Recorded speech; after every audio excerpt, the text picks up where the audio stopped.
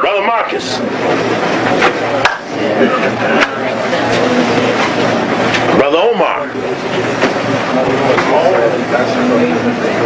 Brother Omar. I need something grapey or lemony. Yes, it's acting like we just got here together. Many people will see the tape and the videotape, wonder why everybody was so lightly greeting each other. It's because we have been talking for a while. And we have now stepped forward to have a discussion about the black male secret society known as Sigma Pi Phi, acronym the Boule, B-O-U-L-E. We will do our best to show you the information related to the Boule. That's what this lecture is about. I could give the entire lecture and quote every inch of the documentation without looking at it. I know them that well.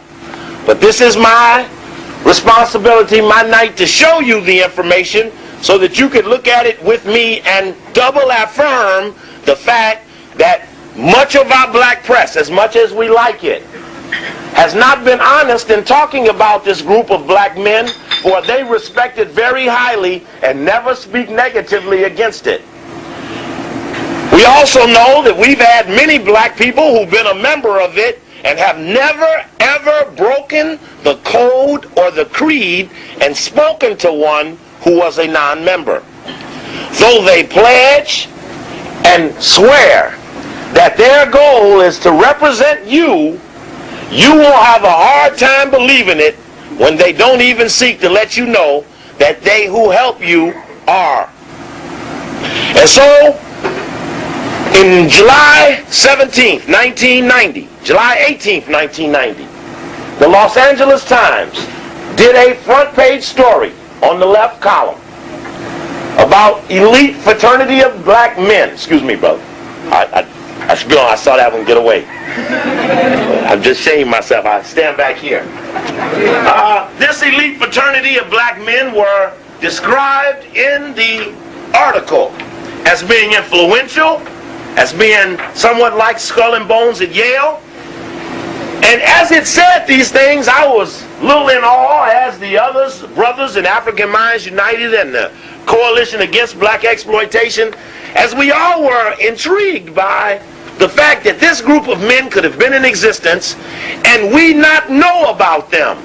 And even other brothers and sisters. I remember talking to a brother who had been National Executive Secretary of Sigma, Phi Beta Sigma, been in fraternity land 37 years, had heard nothing of the Boule ever, though its founder had been a member. And so, as we began to talk about it with other people around the country, we began to realize that people didn't know about it. How you doing, Brother Warren? And not knowing that people didn't know about it, we just assumed that it was incidental, that everybody must know something about it, and that it was not mysterious or connected to all of those other things we had previously been talking about, like Cecil Rhodes and Baron de Rothschild and all the Halls of Haters, the ADL and the Diamond Jewish Connection. We've been talking about the Trilateral Commission, who is responsible for this economic summit that you'll be seeing on TV the next 3-4 days. You need to know that. Anybody? Carl Rowan came on the radio right here in LA. And my friends jumped him, because we jumping them in every city. And when they jumped him, he said the Trilateral Commission ain't done nothing. But the Trilateral Commission went to the president and had him set up the annual economic summit starting in '76, France. So when you listen to how your destiny of your country, they say, rides on that meeting, you wonder how Rowan could make such an allegation, but knowing as a Boule in Washington, D.C. Epsilon chapter, his goal is to never speak of the high, white, and mighty whom the Boule, all 3,300, are sworn to protect. Yes, these brothers that we are pushing up against the wall have taken a sworn oath that they will never expose the whites that they know actually run the world. They, in ambition, and in deference to liberation and respect of the race, have agreed to maintain the status quo of white supremacy, which has two levels of white supremacy: a local, limited, parochial side, the Ku Klux Klan, the Reardons, the Kenny Hans, the local clans, but has a powerful, more mighty upper crust, which probably would include Occidental Petroleum and Arco and Exxon and Mobil Oil and the Rockefeller Foundation and other influential, wealthy families and institutions. So what we're talking about is, why haven't you heard of those people who are in the secret society?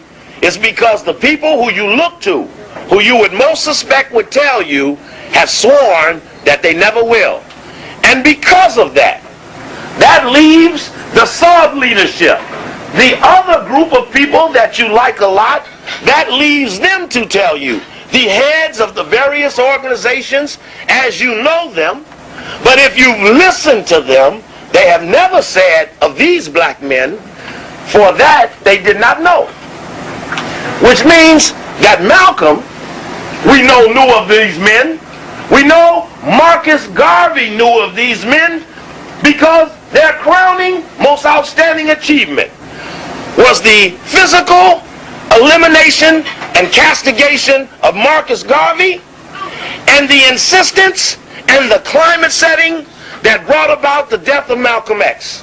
For both of those men, international in perspective and insight, were a threat to the very whites that they're sworn to protect.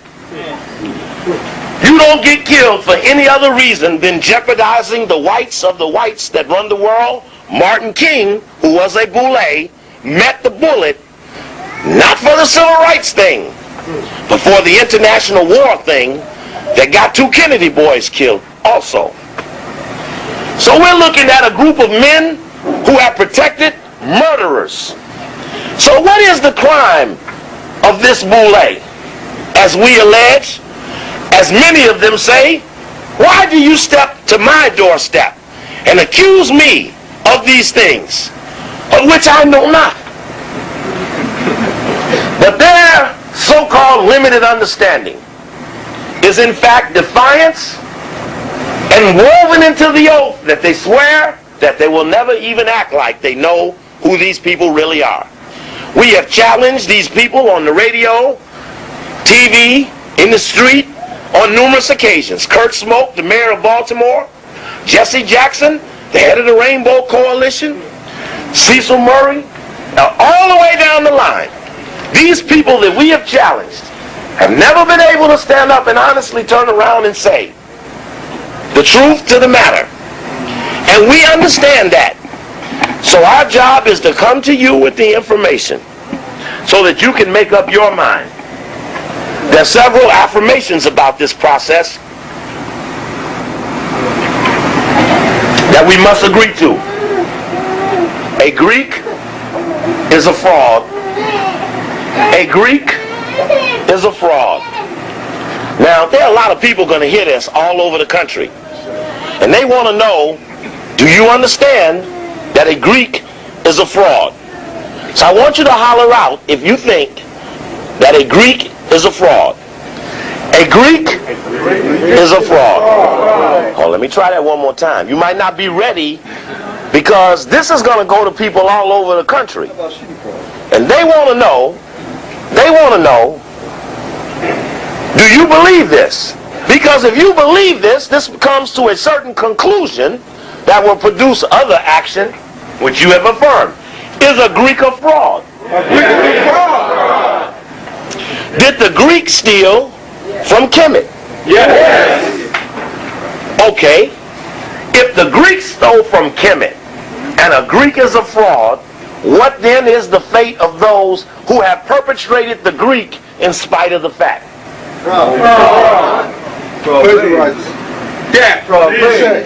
There, somebody finally caught on. Everybody hollered fraud. Okay, that's the crime, right? Somebody else gave a sentence. The suggestion is clear that the ebony 100 most influential ought to be -9. It ought to be the top 91. Because the 9 Greeks ought to back out while there's still time. I'm making a suggestion to the Greek connection, even to those in the room. You might be just an alpha or a sigma, or a zeta, or an AKA. You might just be a little Greek. That's right. But you're a Greek nevertheless. And soon you're going to see. Because when someone tell me they're going to back up a move on the Boule, the first move you're going to see on every telephone pole in LA is the Greek thing is dead. That's the first move you're going to see. And all the Greeks, the Alpha, the Kappa, the Omega, and the Sigma, show you right.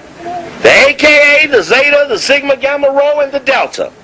They will all be informed publicly. Please do not have a public manifestation of the Greek thing. Don't have a big dinner. Don't have a big reception. Don't put it in the paper that you're coming. Because I suggest to you that we're going to start to visit you at your things. That's right. And ask you to prove your Greek thing on the spot. In the back row will be the cameramen, because everyone's going to need to see your faces when we show up.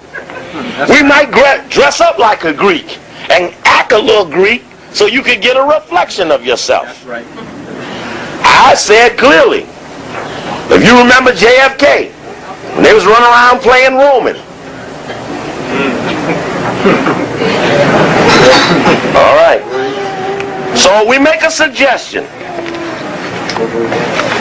that we're in the process of penetrating a group of circles, and that these circles are webs which are numerous organizations just beyond the Boule.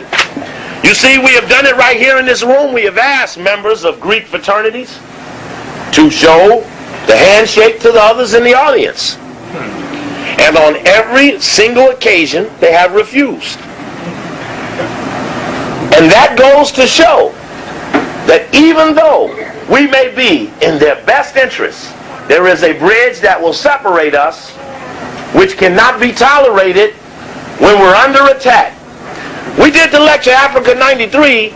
We showed that the white man is pushing colonialism without hesitation, and he's saying it publicly and openly. And under those circumstances, deviation can't be tolerated. So some of you who have asked, what can you do, will be asked, can you go to the big white hotels where the Greeks give the other Greeks their money? Can you go down there with me on the night, Friday night, when they got the big dinner? See if we can get some answers for this Greek thing. Hold up some pictures of Greek and ask them which one is their daddy. Or hold some pictures of some fallen Cometans or Akibalans or Azanians and ask, do you support the ones that did this? We must confront our people, for it is our people that have tolerated the jam that we're in, and these people are at the top of our people as a guarantee from white people. Yes, the whites guarantee the Boule prosperity and notoriety. I'm telling you, we done put a lot of pressure on these people. Turned a lot of them into flat tires. I saw one of the tires blown up last week in the LA Times, trying to put air back in a tire we flattened for supporting the Boule. Check. Check. This is the founder of the Boule, Henry Minton. If this was color, you'd see he's light, almost white. Because in the early aspects of the organization, there was a lot of that. Henry Minton is the founder and so-called pioneering spirit. Brother was kind, knowing I needed a point of the organization Sigma Pi Phi. The head man of the organization is called the Grand Sire Archon. A-R-C-H-O-N is what a member is called after they have been inducted. They're an Archon. He was the Grand Poopah from 1908 to 1909. Then became Grand Sire Archon Emeritus. The Grand Sire Archon is the head of the national Boule. The head of the local Boule is called Sire Archon. So the head of the LA chapter is Sire Archon. A member in any Boule is called just Archon. So as Archon is a member, Sire Archon is the local head, Grand Sire Archon is the only head, the titular head. The Grand Sire Archon and those other top positions of the Boule have absolute and supreme authority over every Boule chapter, which are called subordinate chapters. Every subordinate chapter of the Boule is compelled to respond to the wishes of the Grand Sire Archon and the executive committee.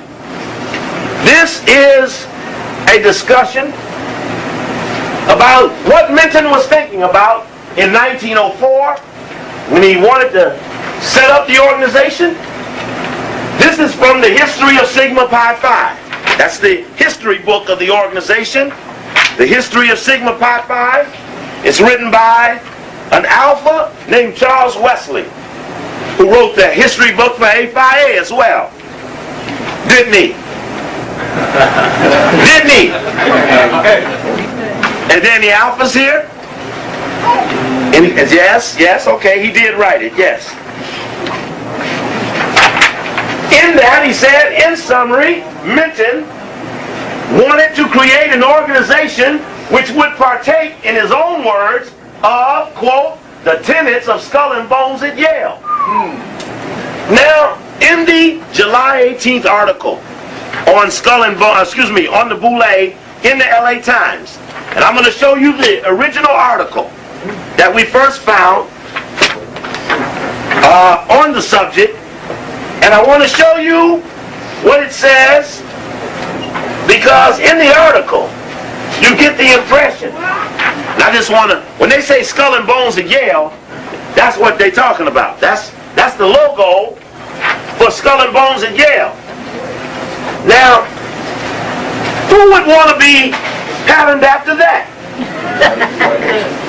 Because that doesn't look positive to me. Now, you're already a damn Greek. Now you done went and got some poison. So that's a double header. Okay, I'm looking for you this opening article. Here we go.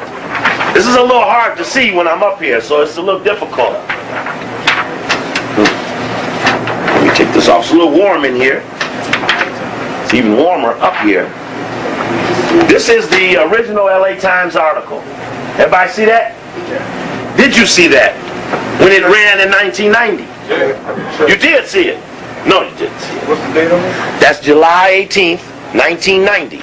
Elite Fraternity Widens Agenda of Black Men. This is the original article that came out on the Boule that we just casually discussed here at The Good Life, which led to this penetration. Because by the time Brother Oswald gets up and starts decodifying a little of that symbolism, you will see that we have in fact cracked a riddle that has contained our people. Our people have been contained by an organized element of secret people who have used riddles, mysteries, and secret societies to jam us. And what we are doing is we are unlocking or decodifying the mystery, because once decodified and exposed, those who are secret in the light will not be as effective. Which must be our goal, since liberation is not theirs. You can't liberate as a Greek. You can't liberate in the name of Greece. So you may, everybody say, well, you know, Steve, is really a black thing. It may be. But you ain't going to liberate called A Phi A. Now, watch this. Now come the men of Sigma Pi Phi, a once secret black fraternity,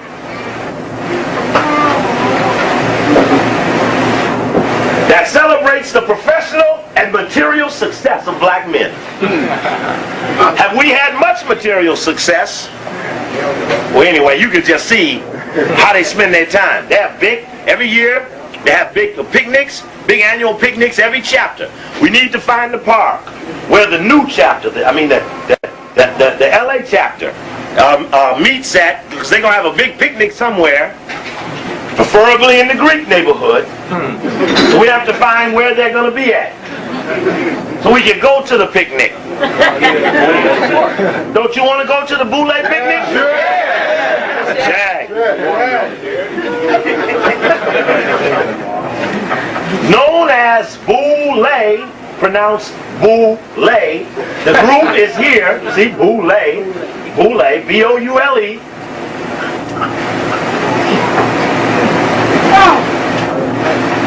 Known as the Boule, the group is here this week for its biennial meeting, and it's look at an agenda for the black male in the 90s. Now, Louis Sullivan, who is head of Health and Human Services, is a Boule member. In fact, a little later on, you'll see him talking about him speaking. It was not in this one, it's in the other one, where he's speaking. There's talking about Louis Sullivan's name right there. U.S. Secretary of Health and Human Services, Louis Sullivan. Well, this was about assisting the young black male. Says, are focusing more on social activism. Too many young black men, said the civil rights group, are underemployed, alternatively feared, and reveled, and living at a risk. So they're going to help young black men. So how did Louis Sullivan try to help young black men? National Violence Initiative. The National Violence Initiative. He sought to chemically bust their skulls open and penalize them for being chemically imbalanced, which means they were disturbing the Greeks. How many of you all saw ABC last night? I asked everybody to watch the program, which was talking about the Violence Initiative. And did you see the story after that too? Which was just as deep. The sister from Chicago working for the Koreans, paid by the United Way. Just like we talked about on the radio. And there was a white man saying that we're not going to let certain prisoners out of jail until we prove they're chemically balanced. Now you imagine you done your time and a motherfucker telling you 40 degrees off balance. Oh brother, this is deep. This sounds funny, but if we don't get together and kick some ass, they're going to cut all us open. We all going to be walking around like this here. We act a little like this now, only we do the bunking. Now, watch this. Watch this. Watch this. This I thought was interesting. Almost sounds accidental. Like Yale Skull and Bones, secret society to which George Bush belongs, the Boule has been criticized by some as a social anachronism and has challenged members to change its image. Like Yale Skull and Bones secret society. You see, when you hear that, that almost sounds like it's probably like Yale Skull and Bones. But then when you actually see that it isn't just like it, it was made like it. You see what she did? You see how the article kind of hid the fact that it was pledged to be like Skull and Bones at Yale. See, like Yale Skull and Bones, it doesn't say patterned off of or vowed on the tenets of. It doesn't affirm it as well as we found it when we got the damn book. You see, someone said, well, brother, now we got the article. What more will we need to look for? Is that once someone that we don't like writes something, we know there are 10 times more things there once we get it. Anybody that looked at anything, I try to look over it because my eyes look for different things. And all of these people together. Now, I must tell the story again for the record, for those who don't know. I lectured at Morgan State. I left here in Los Angeles, went to Morgan State in Baltimore, gave a lecture. Back Christian Gregory, who was just in the jet, Dick Gregory's son, was the head of the student government there, brought me there to Morgan State. I did the little piece on the Boule. A sister in the audience heard the lecture, went to her teacher, who was asking her to write a term paper. She said, I'm going to write it on the Boule and Skull and Bones, because I heard the guy mention it at the lecture hall. And he said, well, I'm in the Boule, I can't wait to see it. He asked to take her to lunch. She's a very nice looking sister. He asked to take her to lunch. She called me up. I come back to LA. She called me here in LA at the hotel. Asked me what should she do. I asked her if she could have lunch with him without lifting up her skirt. Because that's what the Boule wanted. Wanted the Boule Day.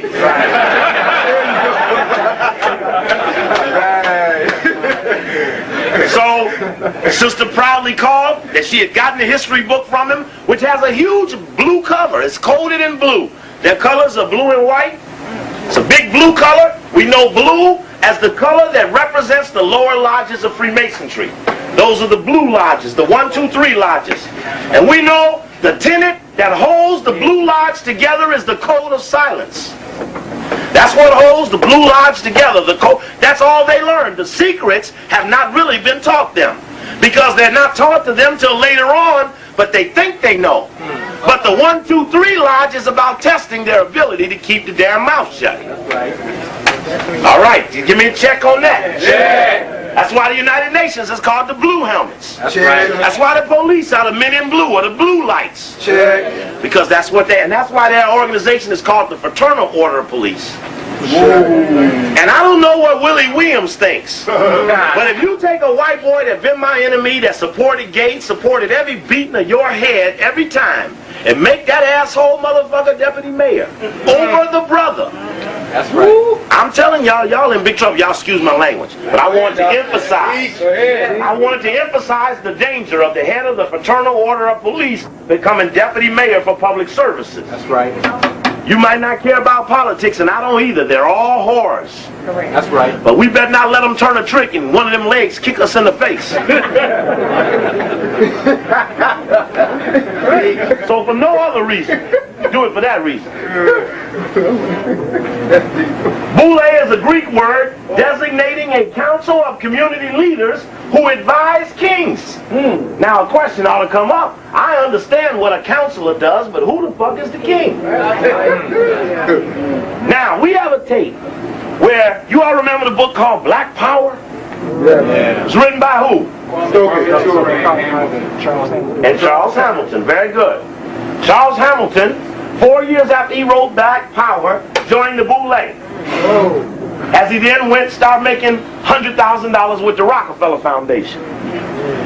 He went on Bob Law's show recently in New York, and the Cochleyites in the bowels of Brooklyn, Harlem, and the other bowels of New York jumped him on the Bob Law show about this Boule thing.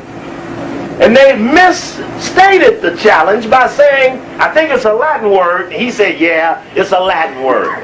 But we know it's Greek. He gave him the decoy. They said, who is the king that you serve? And he said, I don't really know nothing about that king thing. We don't serve any king. I mean, we have meetings and stuff, but we don't know of any king.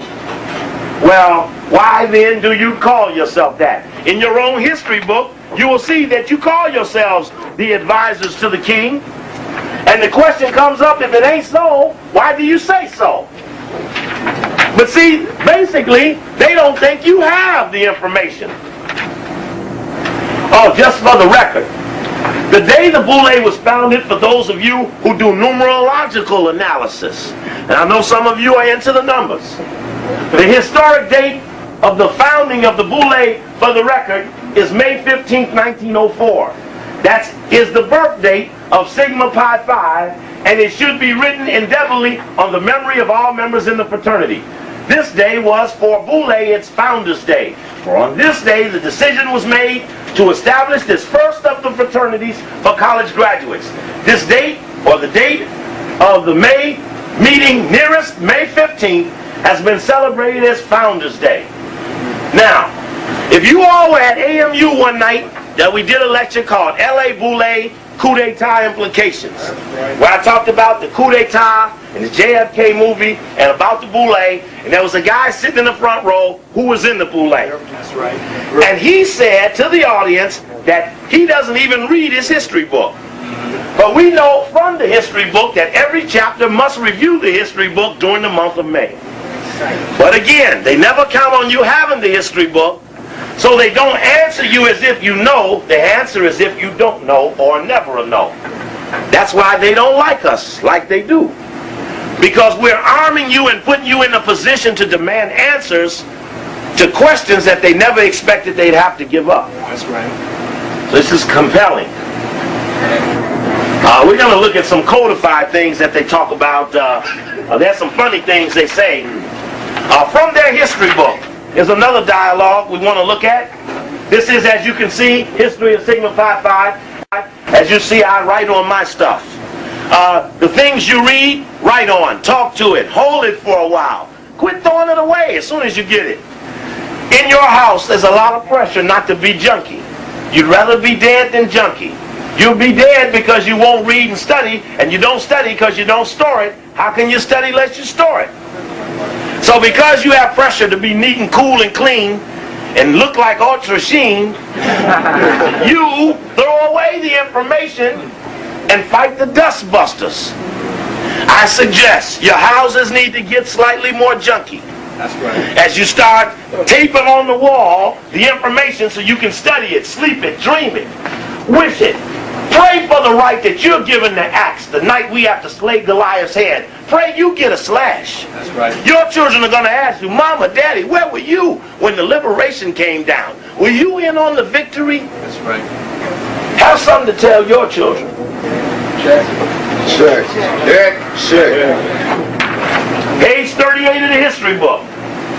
In the building of the organizational plan. See, what was the niggas thinking about? That's what was the niggas thinking? Because you gonna sit up in 1904, just got your ass whipped in Reconstruction, just had Africa divided up before your very eyes, colonialized up the butt, just after the fake emancipation, Civil War, slavery, some still in slavery. You can't pee in a white toilet, you can't eat in a white restaurant. This is fucking 54 years before Rosa Parks. You understand what period we in? Right. We talking about you got to lean way over to go Greek. That's right.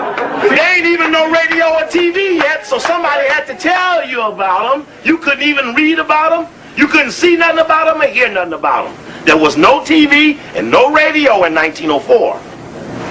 So when you talking about you gonna set yourself up like tenants of Skull and Bones at Yale, you better believe somebody in around this Boule, and we checking on this history of Minton, may have been a Skull and Bones at Yale as damn self. Right. Passing. Passing for what? Passing for what? In the building of the organization plan, reliance was placed upon Greek history and tradition. See, a nigga tell you. Say, ask them niggas in that. I say, now look. Hey, in the fraternity and sorority thing, hey, y'all really Greek or y'all like African on the slide?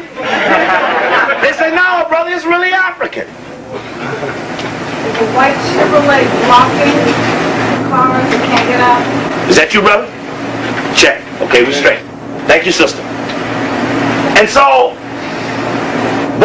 this is the first of the Greek thing. This is the granddaddy of the Greek thing. Here it is that we see that they placed how much on the organizational plan? Reliance was placed on Greek history. So when you confront them, they're going to swear it ain't a Greek thing. And you're going to tell them, say, well, I seen your thing, and I know your thing is Greek from the jump. And no subordinate Boule, Archon, can ever deviate from the structure and the guidelines laid down by people in the organization higher than them.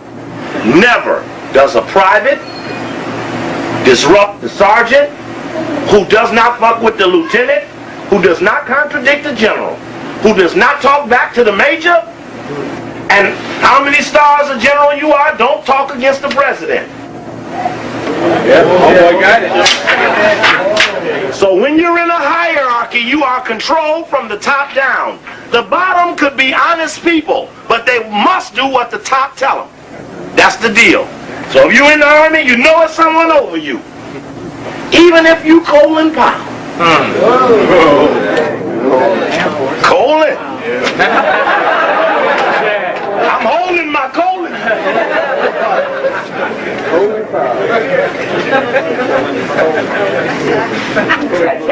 Come on, bro. Come on. Okay. Oh, you know what, bro? Anyway, I take that. I'm gonna need some of your water. Okay. Let's see if I can tighten that up a little bit. Okay. The reasons for this action are not difficult to discover, for it was well known that the study of Greek civilization was basic to an acquaintance with Western civilization. Which means, what do that say? They had to give up white. Say, we better learn Whitey if we're going to get with Whitey. Check? Check. And all who came after them is Whitey on the slide. Somebody get mad and throw their rings back and shit and reveal all the secrets. But you have been told that the other members will beat you if you do. And I tell you now, if one of you break away from them funky fake Greek organizations and someone even threatens you, please tell me, we will show them the law. That's right. The law. That's right. This ain't Constitution, it's the law. Acquaintance with Western civilization. Although Greek culture had relations with the culture of the Orient, hold it now. Seemed like they skipped over somebody. Let me go back. You see, this might not just be an affirmation of Greek, but this is a denial of Africa. This is more than just, I'm for this. This is, I must not even recognize any other. Thou shalt worship no idols before the Greek. Right. And then go jump over to the Orient. Ain't that some shit? Look at this shit. There it is. There it is. Let me go back. The reasons for this action are not difficult to discover, for it is known that the study of Greek civilization was basic to an acquaintance with Western civilization, although Greek culture had relations with the culture of the Orient. Moreover, the Greeks were successful in their creation of free institutions. God damn it. Brother Ashwa Kwesi, were the Greeks successful in building free institutions? In fact, in the story on Colonialism is Back and Not a Moment Too Soon, they bragged that the Greeks were the first colonialist. The first colonialist. Moreover, the Greeks were successful in their creation of free institutions and of organized city-states. Those were colonial states. They organized colonies. They forced people to serve them. They turned it over to the Roman. Reference was made repeatedly by Dr. Jackson and his 5 associates. There were 6 members in the starting of the Boule. 6 members in the starting of the... Isn't that strange they took such a number? Couldn't have found us another one. It was in this, let's see, Dr. Jackson and his 5 associates to the heroic and early age of Greece. It was this period that the concept of the Boule was formed. This was the council of chiefs, the leading noblemen of the heads of families. The Boule of Homeric times was a body of princes who were advisory to the king. So when we asked them who's the king, they said, well, where'd you get that from? In Salome's time, the Athenian Boule was a senate of elected men who numbered 400. 100 from each of the 4 Ionic tribes. They prepared bills for the action of the popular ecclesia. Their number was later increased to 500, chosen by lot, and again was reduced to 300. The name has persisted in Grecian history. In modern times, the lower house of the Parliament of Greece, a body of 250, was known as the Boule. In modern times, the what house? Lower house. Lower. What does that mean by definition? There's somebody on the top. That there's somebody on the 2nd floor, these niggas on the 1st floor. That means that when we talk about that they take the position of being a Grecian sphinx, we understand they're blocking for another person who got the ball. And that's the mystery to the Boule as to why they will never own up who really has it, because they think if you don't know who got the ball, you won't know what to tackle. So their goal is to knock you down and assure that their white man can score touchdowns. In England, House of Lords, House of Commons, the Senate, the Congress, the owner of the plantation, the overseer. Understand this. Understand Imagine you're on a plantation and there's a guy on a horse with a whip making sure you're working. White House. And never thinking about who's in the house and never seeking to overthrow what they know was illegal.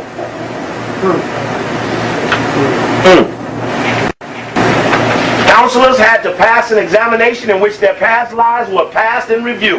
We know that in Skull and Bones at Yale, when you do your initiation, you have to lay in a coffin butt naked. And you have to talk about your past lives, and everyone has to hear compromising stories about yourself that you tell other members to protect you from ever getting out of line. That's right. You seal your secrets in all the members. So there's a lot of homosexuality going on. I know Erwin France, who's a big-time Boule in Chicago, is big-time homosexual. Big time. Big time. An oath was taken to observe the laws, to give advice according to his best power, and to examine his successors with fairness. Anyway, that's interesting. Let's go back over here a second. We don't want to appear as if we were remaining above the problems of most black people. We know we didn't get here solely by the dint of our own hard work. We owe a lot of people, and we have to give back to our brothers and sisters. So you already know that they say they owe you. Right. Now you just knew who they were, so you can collect. Now the first Boule chapter, oh yeah, bro, we got it all. We got it. They ain't get it. This is from the rostrum of Sigma Pi Phi, and this talks about the date, not the date, but the order. Every chapter is named after a Greek letter of the alphabet. When they finish, they start the alphabet over with alpha. And then, after you run out of alphas, you go into beta alpha and beta beta. Now, seeing that they run out of letters, you think they go get some Kemetic shit or something, you know?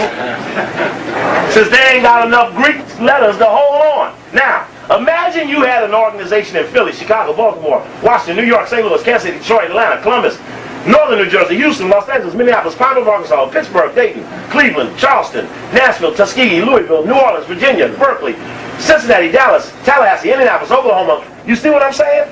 These niggas got somebody in every city and they still ain't doing shit for the people. You have no organization in America in that many damn cities. But now you got 3,000 of the wealthiest black men of your race aligned in every city, including Liberia, Monrovia. And don't bust a grape. If one Boule in every one of them cities told on a white man, you'd be in better shape. First chapter was Philadelphia. It started in 1904 in Philadelphia. Second chapter, Chicago. Daniel Hale Williams, first man to do a heart surgery. He was one of the founding members of the Chicago Boule.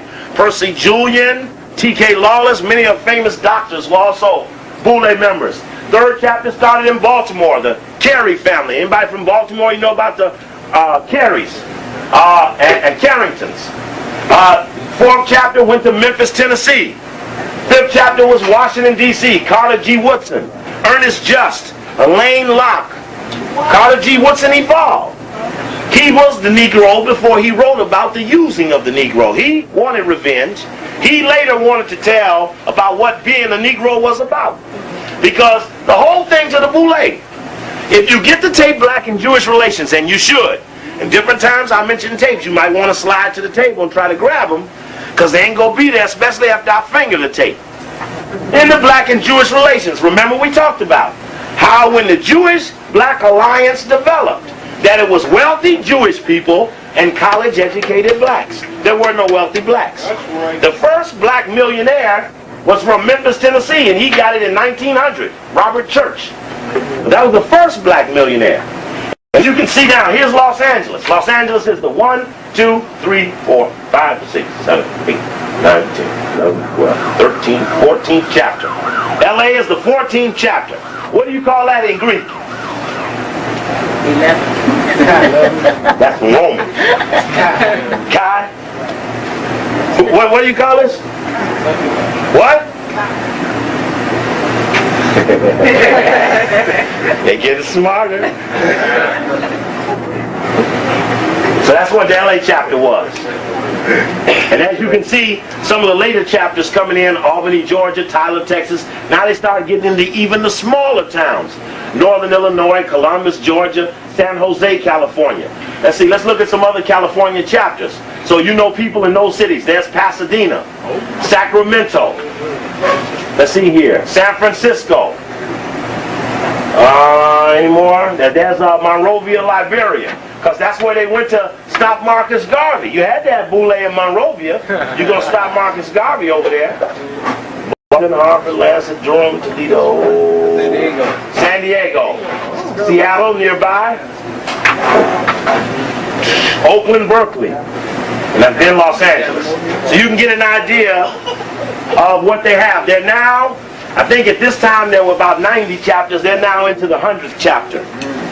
Their rostrum, we have the list of all of their names. This is what their rostrum says on the inside. This directory has been prepared to serve as an important and useful source of information and data for subordinate boules and for individual archons, and to facilitate the communication processes within the fraternity. It is for the exclusive use of the members of Sigma Pi Phi fraternity, and it is not for public scrutiny. It is not to be duplicated whole or in part for distribution outside the fraternity. Sigma Pi Phi ended 1990 with a total of 3,245 members and 94 subordinate boules. It talks about recent chapters bringing in. So remember, you're hearing not because they wanted to. Somebody says, well, how could they be so bad? They've never been secret. When you can look at their list of names, they tell you. They give every member a list of names. And they tell that member, you better not tell nobody. And this is their directory. This is the names of every Boule member in the country. And if you look at the list, you need to see how thorough this is. This is why they're scared. Every Boule list has their home address on it. That's right. Every Boule member. That was for the king. We could knock on their door and visit them personally to get a bet. It's Carl T. Rowan. Oh! 3116 Fessenden Street, Northwest. Yes, turn it over. Washington, D.C. This is the Washington, D.C. list. There's C. Payne Lucas. He's at Africa. He was one of them shaft in that. He was at the Shaft in Africa meeting.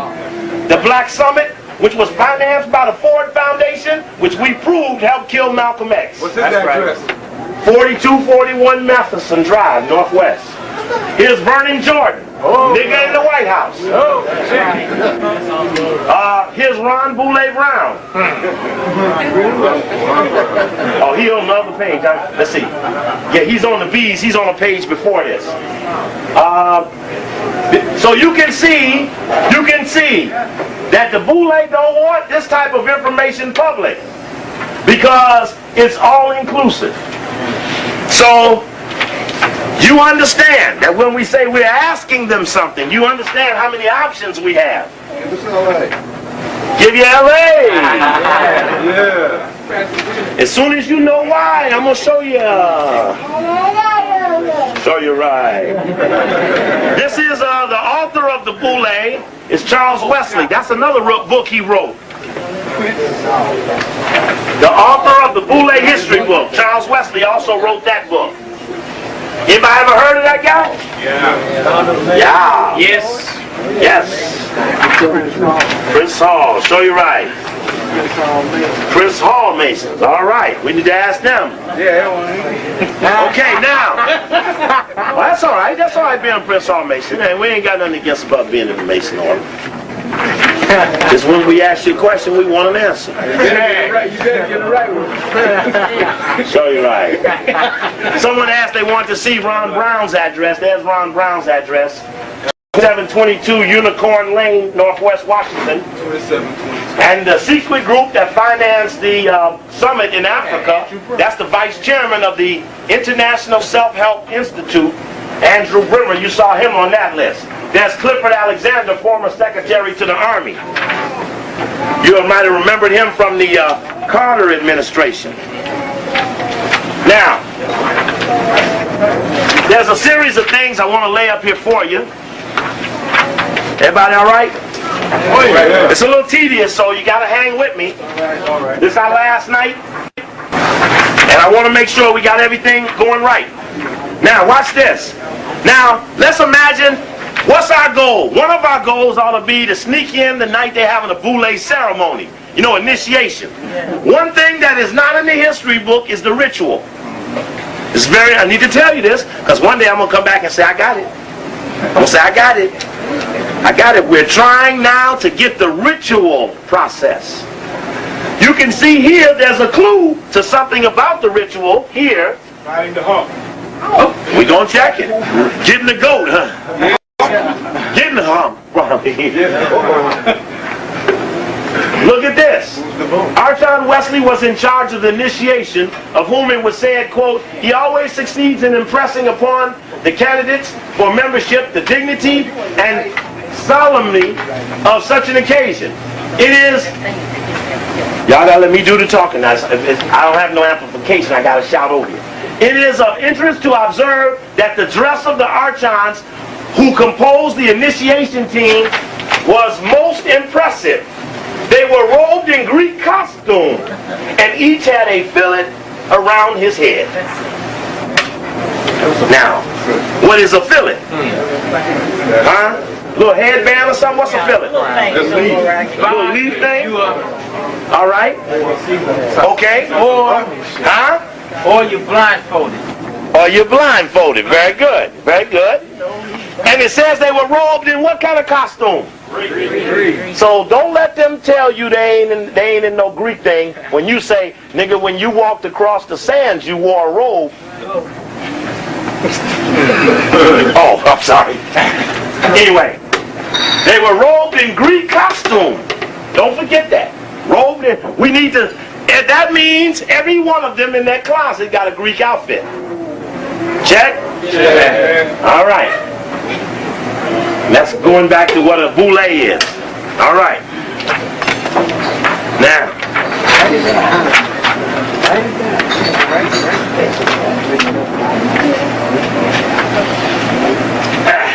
Here is the cover of the history book. That's the cover of the history book. That's what the cover of the history book looks like. The history of Sigma Pi Phi. As you can see, right, the first of the Negro American Greek letter fraternities by Charles Wesley. And that was the anniversary issue. We have found about 3 or 4 different versions of the book as it's been updated. We have a 55 version, we got a 69 version, and we got an 83 version. So we're constantly trying to keep up with them. As fast as they get them, we try to steal them. We're doing our best to keep you up with them as fast as possible. Now, I need to show you, I thought this was interesting. This is the Boule when it was founded in Memphis. You can see that they use esoteric symbolism sometimes as they put the triangle behind them. Now that was the Memphis chapter when it started. I thought that was a little interesting that they aligned themselves like that. Look like what? Yeah, you see they're all light on the page. But that's about what we would suspect. Now we know that that wasn't a Greek symbol. Check? Yeah. We know if you just even take the book by Brother George James, Stolen Legacy, and if you just look into the index at the front of his book and start looking at certain things that he says in the index, you will dispute all of the tenets that are listed in the Boule history book. In other words, in the Boule history book, it talks about Aristotle was the first to do this. Plato was the first to do that. Socrates did this. Right? You can take Brother George James's book who may have died a Masonic death. Yep. Check. Who died a Masonic death. And just look at the opening part of his book. You must get the book, because this book will assist you in this exposing to the Boule why they are a fraud and a fake. And you can do it by using his book, and he talks to you in the book about why he did the book and what was his desire for doing it. And if you have no rationale of your own, use his. Consequently, this step of the African legacy by the Greeks led to the erroneous world opinion that the African continent has made no contribution to civilization and that it as a people are naturally backwards. This is the misrepresentation that has become the basis of race prejudice, which has affected all people of color. Right, that's it. So if you don't want to check it for no other reason, understanding that doing the Greek thing magnifies and plays into the dominant element that subjugates our people worldwide, that we were an inferior people. You with that? Yeah. We get some check on it then. Yeah. All right. Now, let me see what I got here. I say this is a little hard to do because it's hard lining them up. Let's see here. This is another little picture about Skull and Bones. This is from, I want to show this because this is from the Covert Action, when they did something on Skull and Bones. But they mentioned that in the CIA there was a thing called a bone cell. In other words, you take the CIA, and they're a secret group, and then you double seal a secret. You set up a mission, say we're going to kill Malcolm X. You set up a mission where not only are they CIA, but they may be double webbed into another organization that compels double secrecy. You with me? Right. So now you're trying to protect a secret and you're welding it 2 times. You're putting a double lock on it. So when we saw that spy story that had come out, about the spy story that had come out in the Memphis Commercial Appeal, when we saw the spy story, we saw that there were numerous black men who were in on the spy story, who in fact were also Boule members, which means that they may have been a cell. And that is important to us because that means you're double sealing a mission. And we have to keep up on that level. Now looking for a certain something I want to drop up here and show you right now. This is an old Boule journal. They have a magazine called the Boule Journal. That's what the old Boule journal looked like. Then came a later version of the Boule journal to look like that. As they're constantly redoing their fronts, this is the founding of the DC chapter. Some of those names, if anybody's in here on Omega, you'll see Ernest Just, Carter G. Woodson, E. French Tyson, E.C. Williams, Garnett Wilkerson, Milton Francis, John Francis, Kelly Miller, Charles West, Ernest Just, James Cobb, Robert Terrell, Roscoe Bruce, Fonzo. Just every chapter usually has a picture in the history book like this of the members when they formed that chapter. Again, for their own history, for their own group, allowing each of them to protect what is important to them, which is their tradition. This is a very important thing for them. Of course, we know that there's a group of them. And they work in and out of a group. We know, as we look later, that they work off the number 9. That the 9 number includes the 4 male and the 4 female, which in fact gives us a clue that it's a package deal. That we could not just be against one, we had to be against all, because they all were hooked together. And that no one was any separate from the other. Let's see here. Here's a eulogy to Charles Wesley, who wrote the history book. In this eulogy to Charles Wesley, we learned several things about the Boule, which we had not learned in the past. This was quite an accident. In fact, let me just slip this up ahead of you. This was the story from the Memphis Commercial Appeal, the Army's Black Spy Network. That was a story you all might have heard about it on KPFK Somebody read it out to you. Army's Black Spy Network dates back to 1917. I'm not going to spend all night showing this, but here, right here, Baker's special assistant was Emmett Scott. Newton Baker says here, the spy system that would question the loyalties of black Americans for generations began May 3rd, 1917.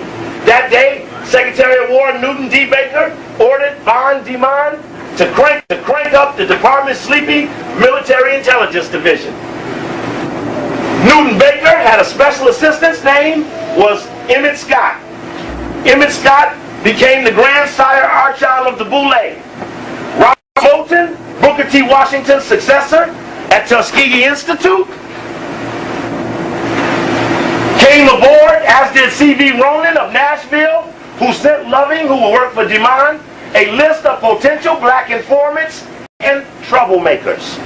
So we're looking at 4 Boule men who in the early 1900s were locked into a story that really came out about Martin King. The key to the story was that when we investigated the names, we found out they were Boule members. I bring that up in collaboration with the earlier shot I showed of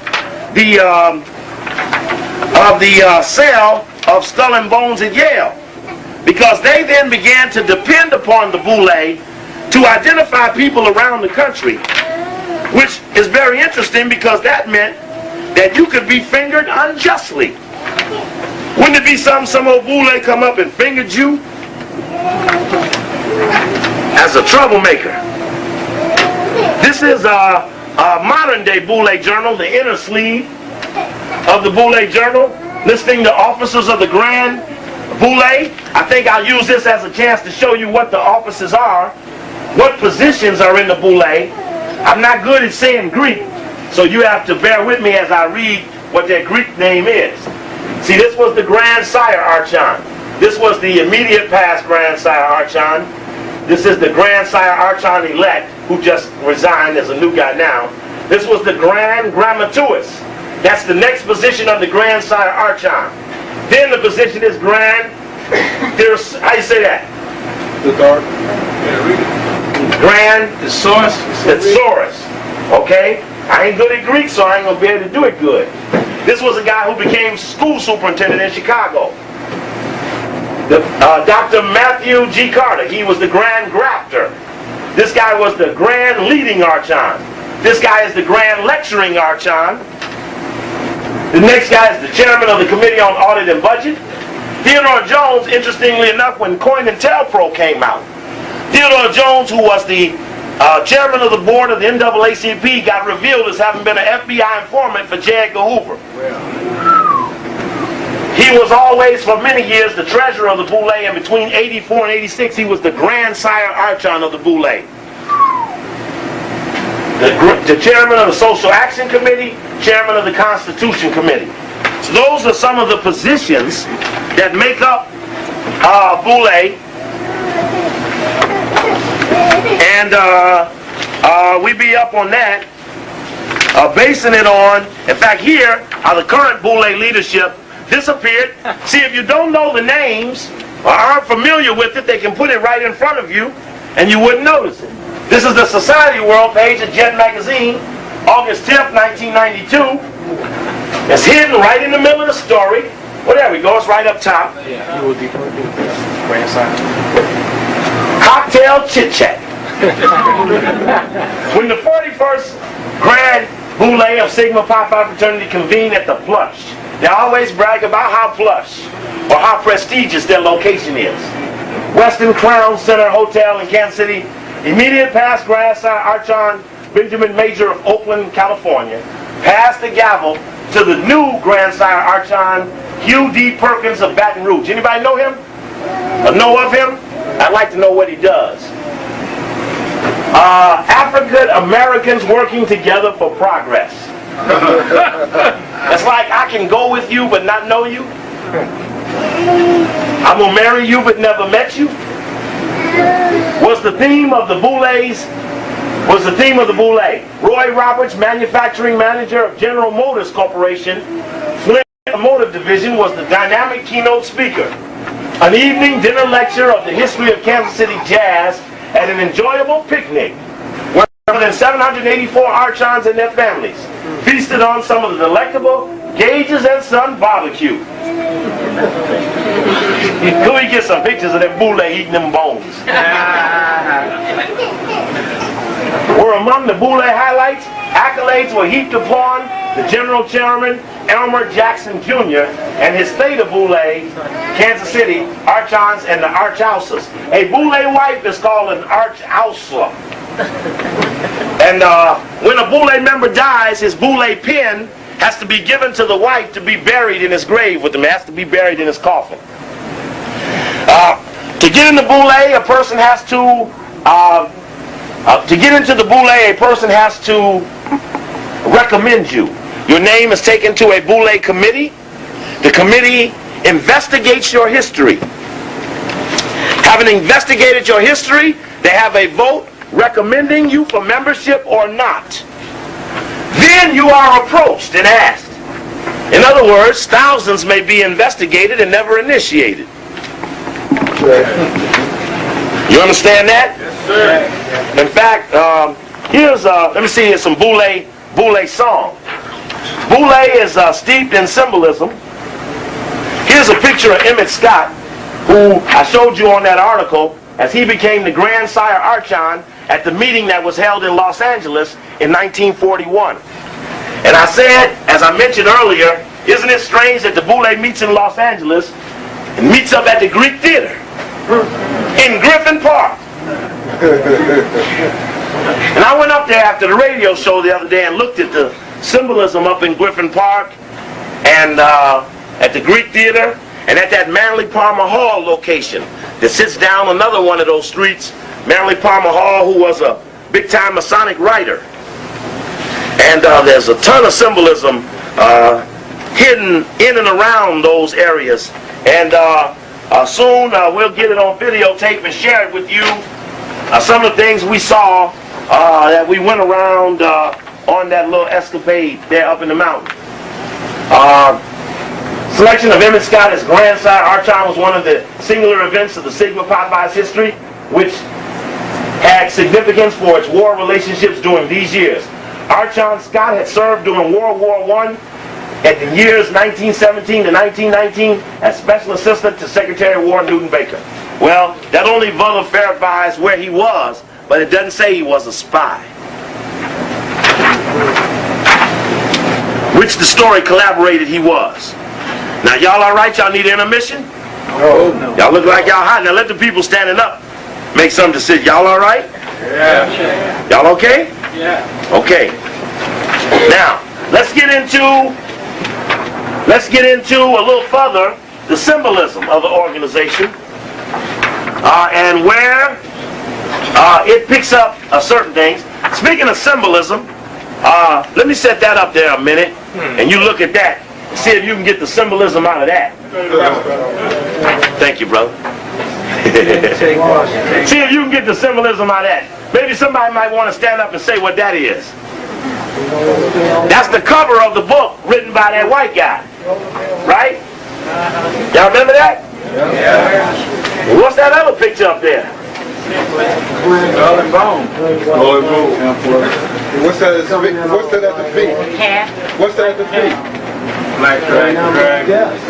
Some black dragons biting at Clinton's feet. Clinton is on what? White horse. And what did it say would happen when the white horse came? Yeah. Wow. Yeah, check. Death. Now, how much do they need to tell us before we know what they mean? Do we need to say any more? No. So that's the climate under which we operate. What is that? Here's what they call a Boule song. Listen to this. Let me take a sip here. See. Give me a 1 and a 2. 1 and a 2. From far.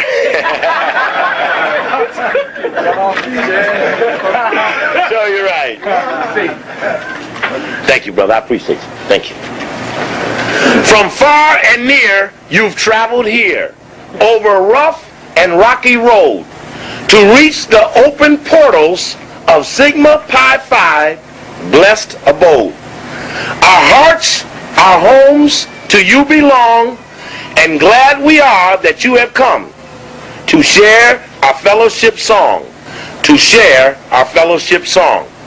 Each archon who has dared to taste of the cup that threatened death, dear Sigma Pi Phi will defend with his life and dying breath.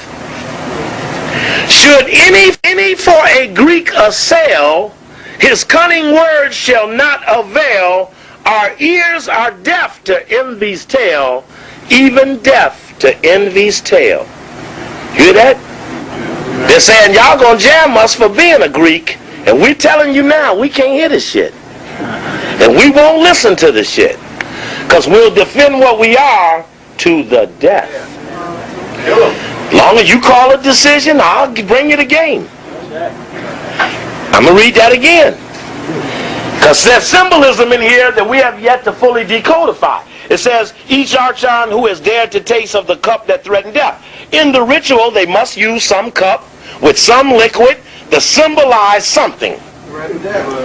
And say, you tell, that's poison in the cup. Dear Sigma Pi Phi will defend with his life and dying breath. Should any for a Greek assail, they put Greek in quotation marks. Should any for a Greek assail, his cunning words shall not avail. Our ears are deaf to envy's tale, even deaf to envy's tale.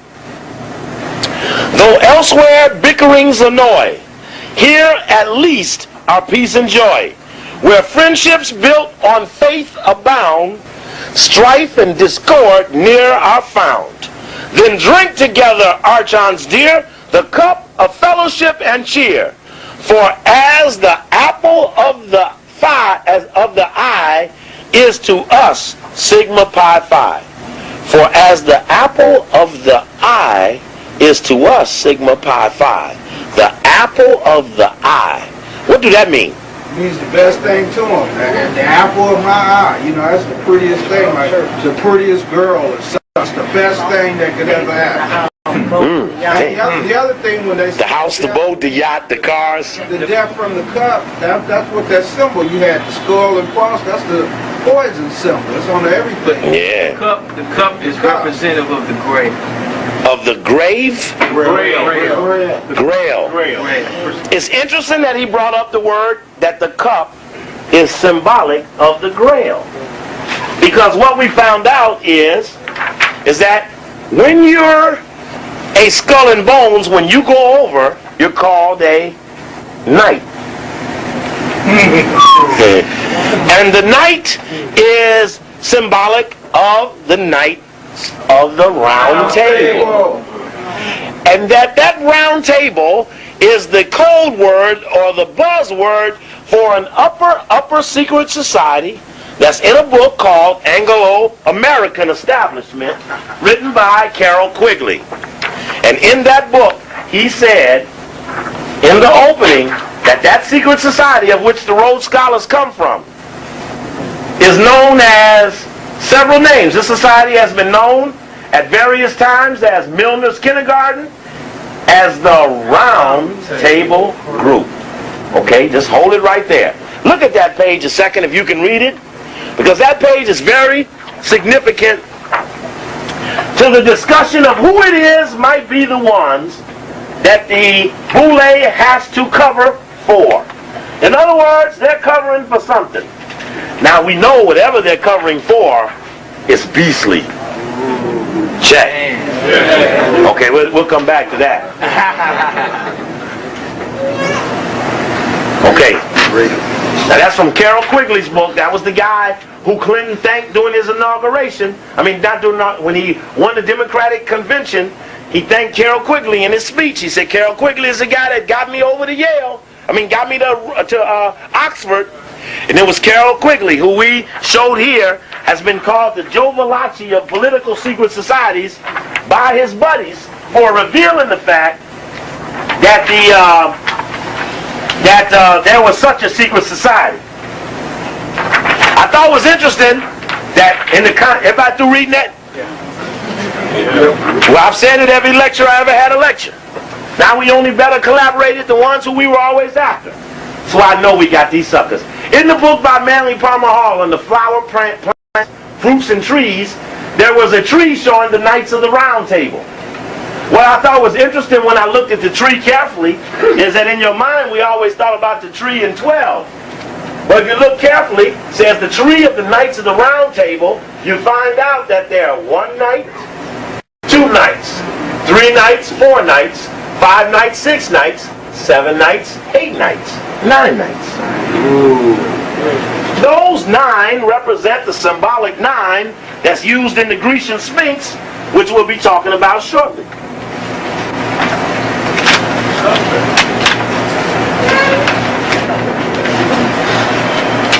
Now we're going to show from that eulogy of Charles Wesley's. In that same book, that same night, we found this in tribute to Wesley. Look carefully at the wordage. I'll give you a second to read it. Table round. You find that for some reason they take Alfred Lord Tennyson and put him on the left side and put Wesley on the right side, and the only thing is similar in both discussions is the damn word round table. Model for a mighty world. What's that in the man's hand? What's that in the man's hand? Brother Quasi, does that have any symbolism there, that little spike with the light on it? Oh, yes, sir. What would that mean? Prometheus. Prometheus is the one who stole the light. All the Greeks had to pass burning sands coming across the Sahara to Mount Olympus, where the light was from Ethiopia. That's why we got the Statue of Liberty, because the French gave America the Statue of Liberty because they are the land base. They got the new light. Oh, shit. You see what happened? Where's the light going from which hand to which hand? It's going from the left to the right. So the white man just stole the light and he gonna let the Boule hold on it. When it was theirs from the jump. And that's what the stolen legacy does. It empowers one who's thieved. Now, whatever they're saying up there, it must be in code, because it don't make no damn sense when you read it. In the fair order of the table round, a glorious company, the flower of men, who rode about redressing human wrong. They spoke no slander, nor listened to it. When served as a model for a mighty world, they loved one maiden only. One maiden. What is that? What is a maiden? What's a maiden? They stole somebody else's. A woman that stole somebody. So they say it's a group of maiden horses running. Those horses stole on. It's a woman that's been untouched. A virgin. A woman that's been untouched and pure. Yeah, a virgin.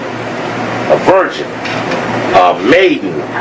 They loved one maiden only. That don't mean they wives now. And they lived for her through years of noblest deeds. And then here come Wesley. Here come Wesley with some more cold shit. The round table lives.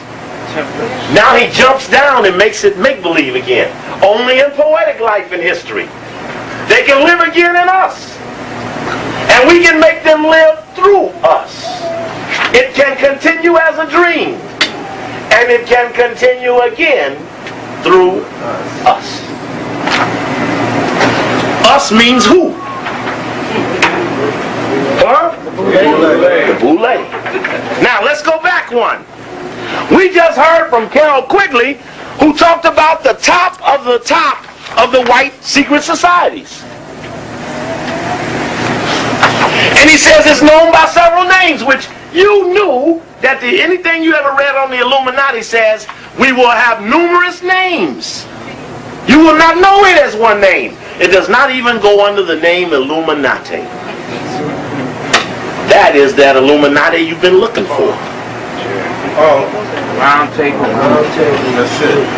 And the Boule will never acknowledge knowledge of it because it's their goal to protect it and keep it secret. Maybe that's why they didn't want to tell us who they were, because then we'd have to say, well, what are you doing standing there? Brother, I'm going to save this one because when you come, I want you to go back to that. I'm going to lead this up for you just right. Now, let's go to the Boule Yeah, here we come, the Grecian Sphinx, here they come. I'm getting ready to now verify from their constitution. It's like court trial. I really should have set it up like court, but I didn't have time. We had too many things to manage. Trying to deal, I suffered from not having this together because I've been all day in Long Beach on my knees trying to get this stuff out of that place before we leave out of here tomorrow. And that's why I jump hard at the people who try to jump at me, because my time is the time I have is the time I do this. And anytime I have to do other things, then I take away from what I'm doing. This is from the Constitution of Sigma Pi Phi as revised August 84. Article 1, name, symbol, seals, colors. The name of the organization shall be Sigma Pi Phi. The symbols shall be corresponding letters of the Greek alphabet Sigma Pi Phi. Now there are people who will break this down 50 ways and take you 50 more ways. And I could spend some time telling you some of the things they taught me, but we'll have to save that for another trip. Says here, let me go back. At the end of that line was the seal of the fraternity. Got to bring it down a little bit. Excuse me a second.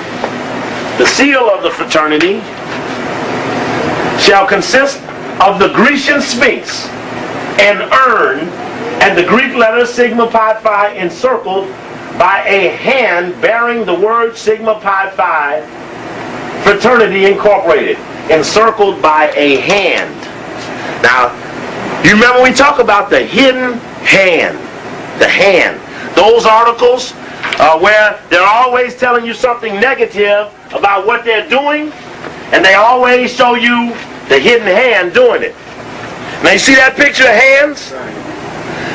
Now you say, well, what are them hands just doing out there? Well, the story is called Colonialism is Back. And not a moment too soon. And it openly advocates taking over Africa. Openly. New York Times, August 18th, 1993. But I'm going to get all this stuff for you too. You'll want this. I mean, they openly advocate it, but this is who they show is doing it. So again, the date on that, 1982? August 18th, 1993, Sunday New York Times Magazine. I'm sorry. April 18th, 1993. I appreciate that. Check on the correction.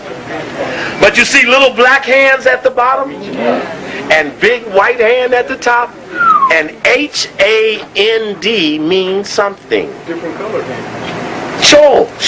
And the hand says, let's face it, some countries are just not fit to govern themselves. We're witnessing today a revival of colonialism in a new form. It's a trend that should be encouraged. It goes right on to say we're going to take the fuck out of Africa and list the 10 countries they taken first. This is New York Times, Sunday Magazine. This is the lead paper in the damn country. This is the American paper of the world. This is April 18th, 1993. What's 10? Huh? What's 10? You said 10 countries. Oh, get the tape, Africa 1993. Because I'm going to stop. It's loaded with stuff. But the point of it is I want to show you them damn hands. So when he says over here, when he says the Greek letter Sigma Pi Phi encircled by a hand bearing the word Sigma Pi Phi fraternity, that ain't no arbitrary dialogue. Only further verification of what hand they talking about. And so they call it, what we're looking for here is, says the colors of the fraternity shall be blue and white. It says the official insignia of the fraternity shall be a pin bearing the figure of a Grecian sphinx and urn, with the Greek letter Sigma Pi Phi inscribed beneath, of which may be appropriately adorned with jewels. The title of the pin is vested in the Grand Boule. The pin shall be worn by the archons only on the left side of the vest or shirt. In case of loss of pin, Section 3, upon the death of an archon, the pin shall be left in the custody of his widow to be buried or cremated with him. Otherwise, it shall be returned to his subordinate Boule. That's deep. I thought it was interesting that when Warren Christopher went to the Middle East, Brother Ashwa, the place he went was to the Sphinx. And I need you to teach us something about this, about why he may have went there And in the story, it says his code name is Sphinx. This is the vice chairman of the Council on Foreign Relations. He's a part of that secret society that Cecil Rhodes set up. He's the vice chairman of it. That's why he chaired the Commission on Your Rebellion, because he's in charge of all Negroes. He's now Secretary of State, in charge of Negroes worldwide. Secretary of State Christopher walks from the Sphinx, which he called, quote, a reminder of the tremendous contribution Egypt has made to modern civilization. Now, them ain't the right guys, buddy. Boy, them are not the guys. But he went there. Early on his first day of his just concluded Middle East trip, before the official talks with Egyptian leaders were to begin, Christopher made a walking tour of the nation's most famous landmark, the pyramids and the Sphinx, and about why he's there and what's there. So now we know that the logo is called the Grecian Sphinx. We also know that we found Brother Maurice. When we first found about the Grecian Sphinx, we actually were looking at the logo, and we felt that the logo was a griffin, because a griffin seemed to be similar to the concept of the Grecian Sphinx, and it was I thought that was a griffin that was there, and Brother Maurice looked up what the griffin meant in the Webster's Dictionary, and you can see that it says something about the griffin. Right. Now it talks about the fabulous bird with the wings and 4 legs and the ears and all of that. But in the second definition of a griffin, origin unknown, it says a white person new to the East. What? Yeah. One recently come from the Occident. That means what? White land. That's deep. And then a griffin, griffinage, the state of being a white person recently come from the East. Damn. And then it says Griffinite, Griffith Park, Los Angeles. So the griffin stands over you. From the highest point, looking over all that you are. They call it Griffin Park, and its conclave is the Greek Theater. Somewhere up there, there's some shit we gotta go find. Somewhere up there is an unlocking of the mystery that keeps this the city of the Los Angeles. This is where the angels lost. Hollywood. They didn't win here, yeah. Hollywood. I thought that was deep. That was deep. Here is, that's a small picture of the Grecian Sphinx. We'll look at some more later. That's from the cover of the bylaws and Constitution.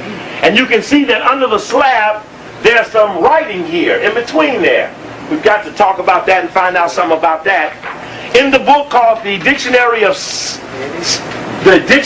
Symbols, I found they had a listing for a Grecian Sphinx.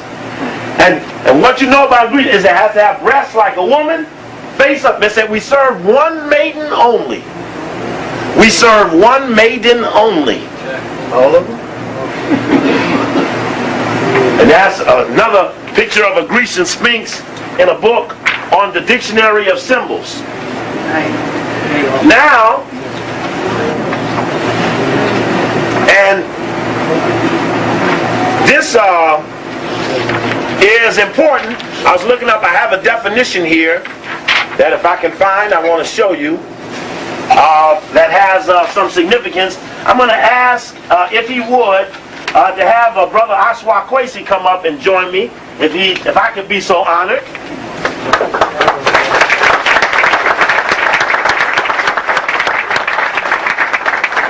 And Brother had just come in town today from out of town, and Brother Jamal and I and Brother talked on the telephone, and he looked at some of the symbolism that was encased in the Grecian Sphinx. Here is a larger version. I'm going to get an even larger version, but there's certain things there that you should take a look at just before I step back a second. Remember, there's Sigma Pi Phi. Look at the tail in the form of an S. Sigma. The wings are in flight. There's the urn. The urn has significance. Now in another picture, I'll show that in the urn is the 360 degrees of knowledge. There's a little wheel in there that goes, there's a little circular wheel. I'm going to show you that off of another picture. Again, we just go through another link in. There's that concept of that round table again. You got to pull back on symbols. When I looked in the dictionary of symbols, it said under the word pi, it says pi comes from the Chinese word that means round table. Sigma pi phi. Anyway, that's a whole nother discussion. Brother, I've asked brother to share with you. Let me find the best picture of it. Let's see, I said it here. Asked that he could share with you, and I'm going to ask if he would do this one again just before we do that. If he would, okay, you hold that one. I have this one here. I'll show it. I'll put it up while you do it. I can put it up. Okay. If he could explain again, just so we can get it on the camera, about what that means, which is put in there for just not arbitrary. When you're dealing in Masonic symbolism or secret society symbolism, you're not arbitrarily picking things and putting them there. And I just want him to say again what that might mean, just for the record. First of all, I want to say hotel. And giving thanks to Brother Coakley for exposing the house Negroes. Keep in mind, when you go back as far as you can, all this, first of all, came up out of Africa. Only the symbols have been distorted, manipulated, to the point where we don't know what it means today. Now, when we go back to Prometheus, now it talks about Prometheus, where did he have to go? When the Greeks say they had to cross the burning sands, you don't go north of Greece to cross the burning sands. There's no desert in Europe. He had to cross across the Mediterranean, and there's some burning sands there. What desert is that called? Sahara. That's where the knowledge was. He had to go to Mount Olympus. What was Mount Olympus? That was the land of Ethiopia.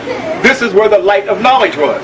So in terms of passing the torch, this was symbolic of passing the light. So when the French, by the way, when they had the French Revolution there, Thomas Jefferson was also involved with that. Okay, the overthrow of the French government during that time. So when America set up here, what statue did they give to America? The Statue of Liberty. What symbol do you see the Statue of Liberty kept holding? The torch. The torch of what? The light of what our ancestors called Haru. The light of knowledge. All coming from African people. That's why somebody knows something about us that we don't know about ourselves. They know we're the originators of the knowledge. We are the originators here. Now, brother, you have the other one. Which one you want? This one? Okay. Now, we were looking for, as I showed you the Grecian Sphinx in the other book, we were looking for every Grecian Sphinx we could find, and we found this in Manly Palmer Hall's book under the heading of the initiation of the pyramid. We found this picture of the Grecian Sphinx. And I know you probably read the caption under there, and you see there are certain symbols underneath it. This looks similar to, and let me just see if I can find a larger copy, brother, just to set this up for you. I want to put their logo right next to it. And I got the version of theirs, the biggest one I had, right in my hand during the lecture. Right in one spot. Oh, here we go. You want to make, that ain't it. Well, I'll find it in a second. It was the best picture of that Sphinx that I had. Well, I used this other one. Don't look like I'm going to find that one. Okay, we better just go ahead off of that one. This is, brother's going to go into this a little bit and help us understand what they're trying to say here. Now here, we're going to look at the ancient Medo-Neter symbols here. The symbol here, this is called Kepara. Kepara, this is the symbol for light. This symbol here is called Ta. This symbol here is called Neb. This one here, I'm not quite familiar with the ending here. Basically what it's saying here is self-creation of light of the landlord. Now, the feudal landlords in Europe came where? Here. So what they're saying here, they are the creation of light of the new landlords. Oh, shit. This is the land of the new landlords that most of us rent from the landlords. The New World Order boys. Huh? The New World Order don't own. So that's basically what they have here. So I have right here from Kemet long before there were any Greek freaks around, our ancestors have, there's the symbol of the Neb right here. Neb, creation. The Keparah symbol means to create. Wings meaning immortality, meaning spirit. That's what African people dealt with, African spirituality. And Ra meaning the light of Haru, created in the image of Ra. Again, you see the blue, because these colors, these are our colors too, by the way. Red, white, and blue. They don't belong to the Greeks. They don't belong to America. You see the blue on top of the scarab. The scarab was symbolic of the great mind. Now, in the third degree, Brother Coakley said that it was the third degree that was the blue degree. Is that right? That was the blue degree of the knowledge. Is that right? So the scarab represented the cranial cavity of the brain, of the knowledge of the mind, of Ptah, the creator of the universe. The first concept of monotheism, or concept of one God. So it is here. You have to say that over one time. The first concept of one God. Just 1 second.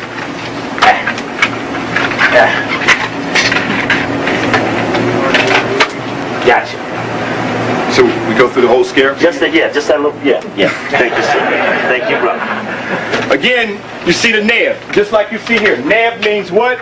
Lord. Okay? So this is Lord of creation, meaning Keparah. Wings represent spirituality.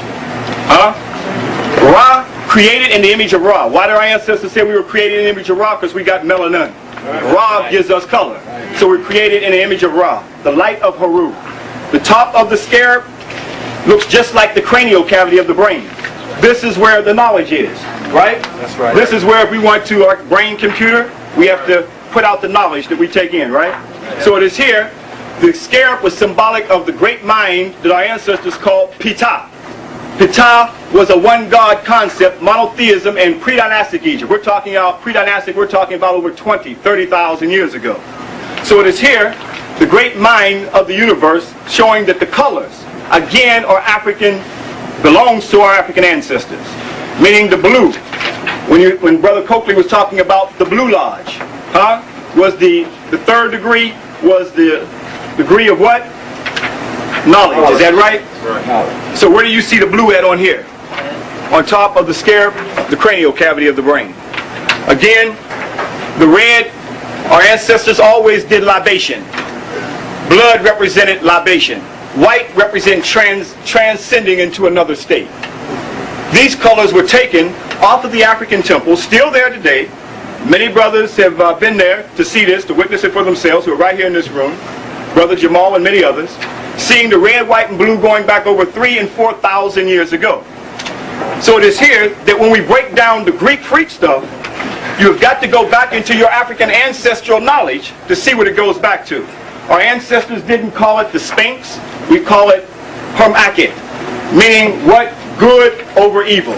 We call it the Sunum Bunum, who we are told that Thales, another Greek freak, who came into Africa, and originally we didn't let them in, by the way. That's right. But it was Thutmosis II in the 26th dynasty that let them in as mercenaries to fight the Persians. But in any case, they came in. That's right. And when they came in, when Thutmosis let them in, it is here where he learned the concept of the Sunum Bunum. It didn't go back to Thales. And the Sunum Bunum was a supreme good. Now, we also had our secret lodges. But it was based off of the concept of the Sunum Bunum, the supreme good for the salvation of your soul. Meaning that, I know this is going to get a little out there for a minute. Stay with it, that brother. the pineal gland in the brain, our ancestors saw was the seat of man and woman's soul, the African man and woman's soul. Jeez.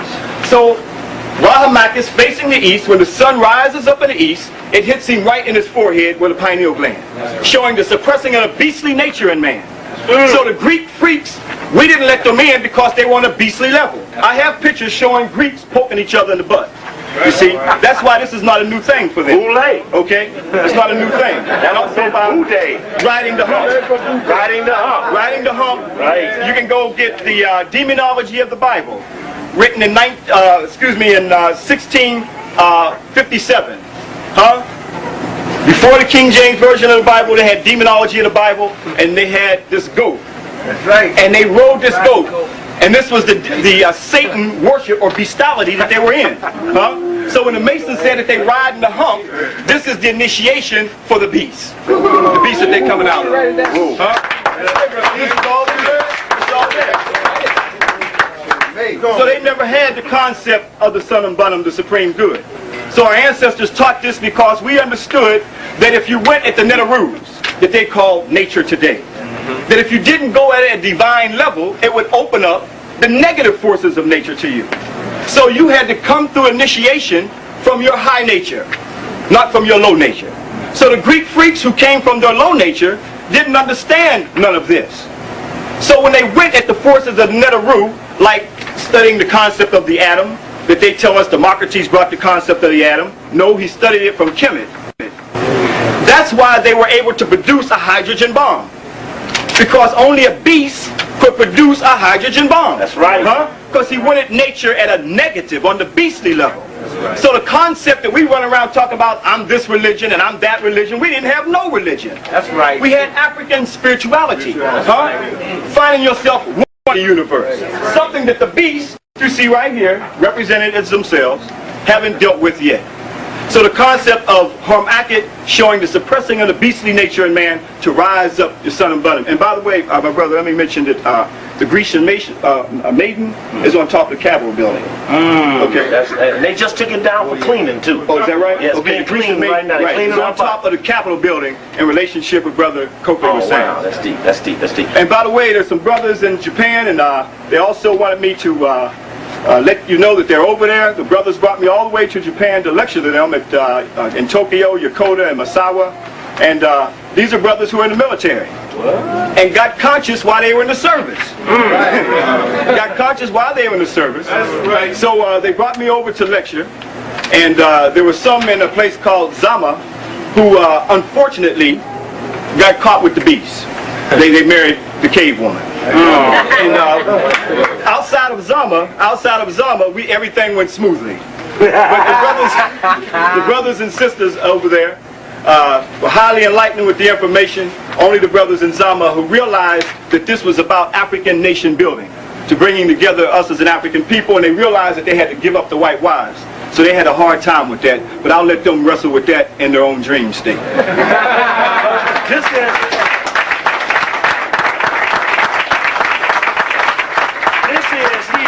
This is actually, Brother Aswad, the larger size version of the Boule's logo itself. This is off their rostrum.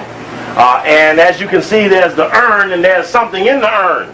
Now, we've always talked about the circle within the circle as being part of that pursuit.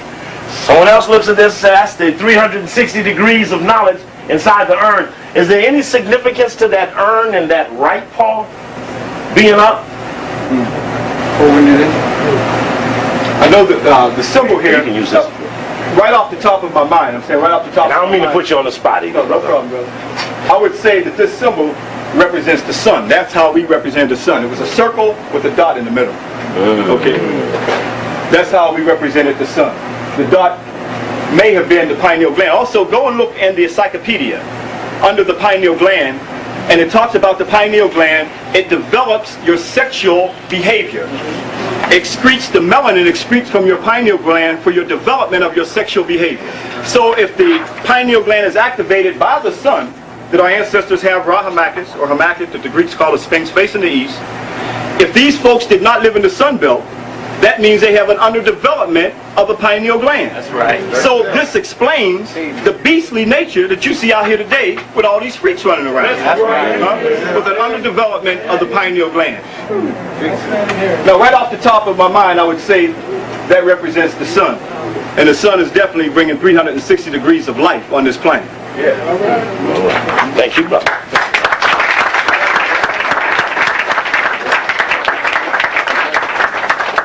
Now, we slide over here and look at the caption under the Manly Palmer Hall picture. We see that he has a dialogue here, a brother that further continues the disagreement. Isn't this interesting that where he got this analogy from was from Levi's Les Mysteries de la Kabbalah. The Mysteries of the Kabbalah is where Manly Palmer Hall wrote his analogy of the stolen legacy, saying that the Grecian Sphinx, see, when they call it Grecian Sphinx, they jump into a code language of just white people. The just white people version says that the Egyptian Sphinx is closely related to the Greek legend of Oedipus. The Greek legend of Oedipus, which has something to do about the Killing of his father, marrying of his mother. the killing of the father of the people to marry the mother of the people. Some of you want to say that, brother? That hit something? All right, okay. It says, and then it goes on to say Oedipus was the first one to solve the riddle of the Sphinx. It says, it goes on here, it says, discovering one who knew the answer to her riddle, the Sphinx cast herself from the cliff which bordered the road and perished. It says about the riddle, it mentions the riddle about, let me just read it, just read into the record for what it says, and we'll leave the interpretation for each and every one. Oedipus, who first solved the famous riddle propagandized by the mysterious creature with the body of a winged lion, the head of a woman, set that next to it, the body of a winged lion, the head of a woman,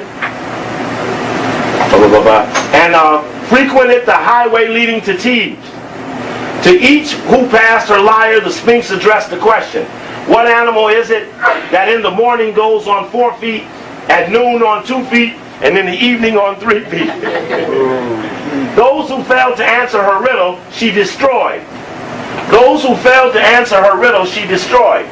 Oedipus declared the answer to be man himself, who in childhood crawled upon his hands and knees, in manhood stood erect, and in old age scuffled along supporting himself by a staff. Discovering one who knew the answer to her riddle, the Sphinx cast herself from the cliff which bordered the road and perished. Maybe it is that there's a mystery behind them, and we solve the mystery related to them, that their ability to hide and keep something secret would be diminished, and that this diminishing will force them to self-destruct. Sure. Which means there may be an active goal of figuring out just what they are and what they're doing. Yep. Sure. It says here, there is still another answer to the riddle of the Sphinx. Now this is Manly Palmer Hall stuff. Best revealed by the consideration of the Pythagorean values of numbers. Of course, another stolen legacy, Pythagoras. That's it, right. That's it. The 4, the 2, and the 3 produce the sum of 9. Remember those 4 plus 4 and 1? Right. 4 Greek female, 4 Greek male, 1. You know, the last of those fraternities were created in the 20s, the sororities. There's never been a 10th one, which is the natural number of man and also to the lower worlds. The 4 represents the ignorant man, the 2 the intellectual man, the 3 the spiritual man.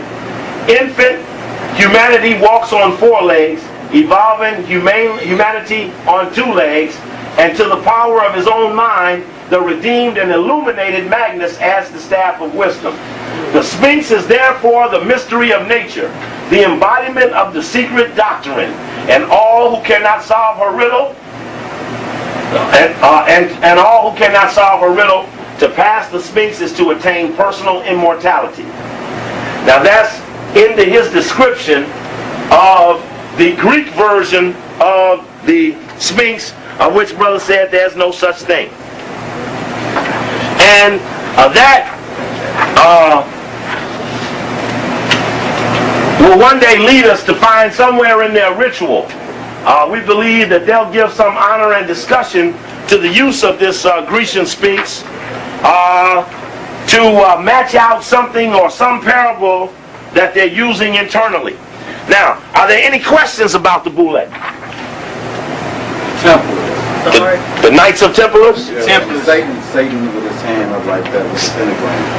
Ah. The White House before you cut your throat before you become president. While Jesse Jackson cannot become the president. Dig that. That's powerful. And he mentioned this about the Knights of Templar, who in 1314, their Jacques de Molay was murdered, burned at the stake. And Clinton is in the order of de Molay. He's in the senior de Molays, who is the president. And the Knights of Templar are parabled into the Skull and Bones. In Skull and Bones, they talk about the Knights and the Knights of Templar. Yes, brother. Didn't they mention the Prière des Sounds? What does that mean? They evolved from the Templars. Matter of fact, there's a hidden secret that they propose that has something to do with Christ. which they hold over the head of the Vatican. They control the Vatican. Who controls the Vatican? Dissonance does. That's an organization that came out of Templars. They killed the Templars, they killed them off, but what happened was a lot of the documents and the parchments, they had got into it with the Saracens, and the Saracens, first they took Jerusalem, and the order was from the, at first the Pope used them to go in and get all the documents of the history and everything of what happened as far as Christ is concerned and further back. They brought all those documents back. When their usefulness was finished, that's when the Pope turned on them. But there's the kings of, I can't think of this name right now, it's Merovonigan or something like that. The kings of them, which is a dynasty, that out of them came the Priere de Sion, and they keep having it each so many years. They have a Grand Master, which the Masons sprung out from there. They had the Masons like over here and there, and then the Priere de Sion still originated. It's based in France. And you know, back into that Skull and Bones thing, this was an article that appeared in the New York Times on Skull and Bones. Look at what the heading says. The tomb George Bush came from. The tomb George Bush came from. In a Sylvan pocket tucked off High Street, masked by a blank slits in an ancient stone building called the Tomb, barred from the world by a padlock from on door, Skull and Bones keeps his secrets closely, but it casts a shadow across the country. Through generations, the most influential of senior societies at Yale College has been seen by outsiders as the hand that quietly, oh so quietly, guides the nation's foreign policy, intelligence apparatus, and premier banking houses. As the hand. It didn't say the group, it says the hand. And of course, there's symbolism to whose bones these are, and what does that skull mean? The skull in the Templars, they would put 3 skulls on the table. In the Skull and Bones, they put skulls on the table. Yes, go ahead, brother. The story of the Skull and Bones right here. A great lady of Marcella was loved by a Templar, a lord of Sidon, but she died in her youth, and on the night of her burial, this wicked lover crept to the grave, dug up her body, and violated it. Then a voice from the void bade him to return 9 months in time, for he was to find a son. He obeyed the injunction, and at the appointed time opened the grave again and found a head on the leg bones of the skeleton, skull and crossbones. The same voice bade him, guard it well, for it would be the giver of all good things. And so he carried it away with him. It became his protected genius, and he was able to defeat his enemies by merely showing them the magic head in due course. It passed into the possession of the order. Blue ZX is blocking someone in. A blue ZX is blocking someone in. All right, now I'm going to pass this bucket around. This is a bucket for a donation for the Good Life. And you know they've been closed selling food for a couple of hours. So they're sitting with us. I'm going to pass this around quietly. I want you to put something in it. This is for the Good Life, because their people have to stay over. They have to stay over past the time they get off work to stick in here with us. Now I want to make sure we cover them.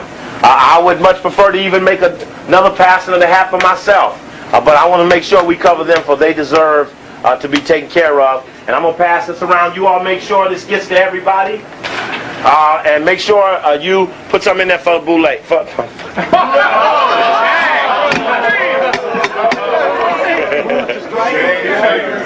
But I want to tell you a story, though. I'm going to tell you a story, though. I was here talking about the Boule one night. And there was a guy in the audience from one of the fraternities. And the guy says, you know, in our history book, the Boule is mentioned on a certain page. So at the end of the night, everybody's gone. There's 3-4 of us in here. Someone's mopping the floor. And I'm on the stage bending down, putting my stuff in a neat little pile. And someone, while that mop is flinging, says, you know, that guy was right. That sure is on that one page in our book. All right. So make sure we cover the Good Life there. And isn't it nice to be in the Good Life? This is Good Life. But one thing I want to tell you, I'll get to you. One thing I want to tell you is that their use of analogies is not about good. This is about the evil prostitution. We're talking about the evil of evils. We ought to be, as a goal, as a group, trying to penetrate or find the chief of evil. That's right. And this chief of evil will control or have debs on many other people who who are so evil. Some who won't understand evil but do evil in support of evil things. And so we keep up the fact that they took the good things and made a bad thing with it. Now, questions. Brother right in there. Now, it's three of y'all, so y'all got to decide who's going to do it. The elder first. Okay, I was just wondering about the Hoover's, the blacks around Hoover, like Noisette and the guy that he had to find on Marcus Garvey. Were they in the Boule? Could you say that? I mean, were there any connection between them and Boule? You said what guy around Hoover? One is named Noisette, Hoover's valet, I think, and then the guy that I can't recall his name, but I know that he was sent by Hoover to infiltrate the FBI. And can you say anything about? I mean, I'm just wondering about musicians. Musicians, it seems, like jazz musicians, it seems like that they're in and out of the White House all the time. What do you say about them? I mean, like Sammy Davis and Nixon. Let me just stop you there. Let me just stop you there at that part. I really don't know about the jazz and why they're at the White House. I really don't. I have nothing I could add to that. I don't know the name that you mentioned, but because you mentioned the name, I'm going to look the name up. I'll give you a number where you can contact me and give me a little bit to get back east. I'm going to look the name up in the founding chapters and see, because the reason we keep a book from 53 or 69 and 83 is that the various books feature certain things during their era, and the guy name who he mentioned might be more highlighted in the 55 book than in the 84 book. So I'm going to look that name down for you and see if I can find some to it. Yes, brother, with the hat. Yeah, was Benjamin Manicure, remember the Boule? He was the same guy who laid out the plan? No, he was not. He was higher and more direct and together than that. Brother Warren and then the brother over here. Yeah, I might mention, you might want to get a book by E.T. Bell. That was like leading his story to mathematics. Hold on, where's that Good Life bucket at? Okay. It's called the Magic of Numbers, and he's talking about the Pythagoreans, which we know got their information from Kemet. The secret numbers they were worshiping, which eventually became... Everybody take care of Good Life? We all straight? Never got a... Boy, that book might need another bucket. The bucket's so damn full. Look at Jay, drop the peanuts laughing. Somebody, would you just walk it over there so that they can get it? We make sure this is done. I don't want it to distract something we're talking about while we're talking. Go ahead, brother. Yes, Brother Warren. The Magic of Numbers. The Magic of Numbers by... T. Bell of Caltech.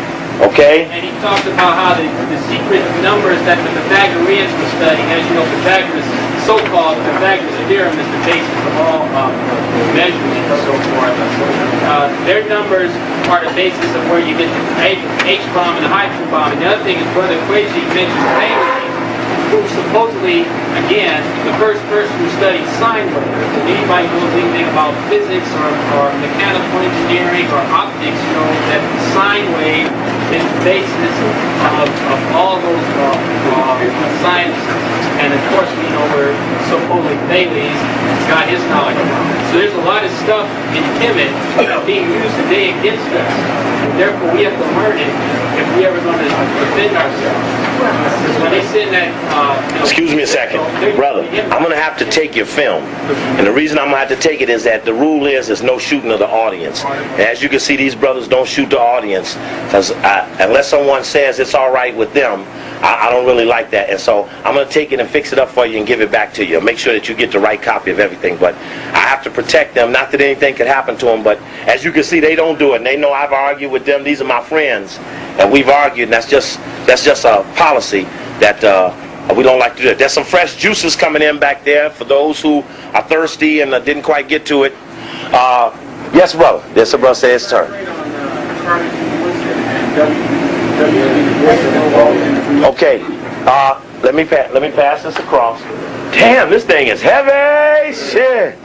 Woo. We went this way. Okay, pass it back up in there. I don't think it made it back there, and then it did. It's been around. Okay, then let's somebody from the Good Life come and pick the bucket up. A brother asked about Carter G. Woodson and W.B. Du Bois. W.B. Du Bois was the founding member of the New York chapter in 1911. The concept of the talented tenth developed at a speech that he gave on behalf of the Boule, which was that the Boule represented the elite of the black elite, the college-trained man. There was no other black man of influence than this emerging college-educated black man. And so this college-educated black man was put in or used by a lot of other people. W.B. Du Bois took it upon himself, and in the lecture on Black-Jewish relations, Africa 93, we talked about W.B. Du Bois' role in attacking Marcus Garvey. Well, it was deeper than we ever thought. We found out that the Harlem Renaissance, in fact, was a distraction established by Jewish philanthropy to deter Africans from back to Africa to get involved in poetry, art, science, music, as a distraction and a diversion from the goals and aspirations of Marcus Garvey. Du Bois, along with the first black Rhodes Scholar, Elaine Locke, who was 1908 to 1910. There was not another Rhodes Scholar till 1963. That Elaine Locke was a part with Du Bois of humiliating Marcus Garvey by calling them names like gorilla, dark, dumb masses, and they hedged their bet. We have found documentation where Du Bois and Elaine Locke had stated clearly that we hope this white man delivers because we've crushed a great black thing. But we know the white man will be delivered or our people will attack us and plague us forevermore. You didn't know that they played and hedged their bet that Marcus Garvey was wrong about the white man. Marcus Garvey was not wrong about the white man.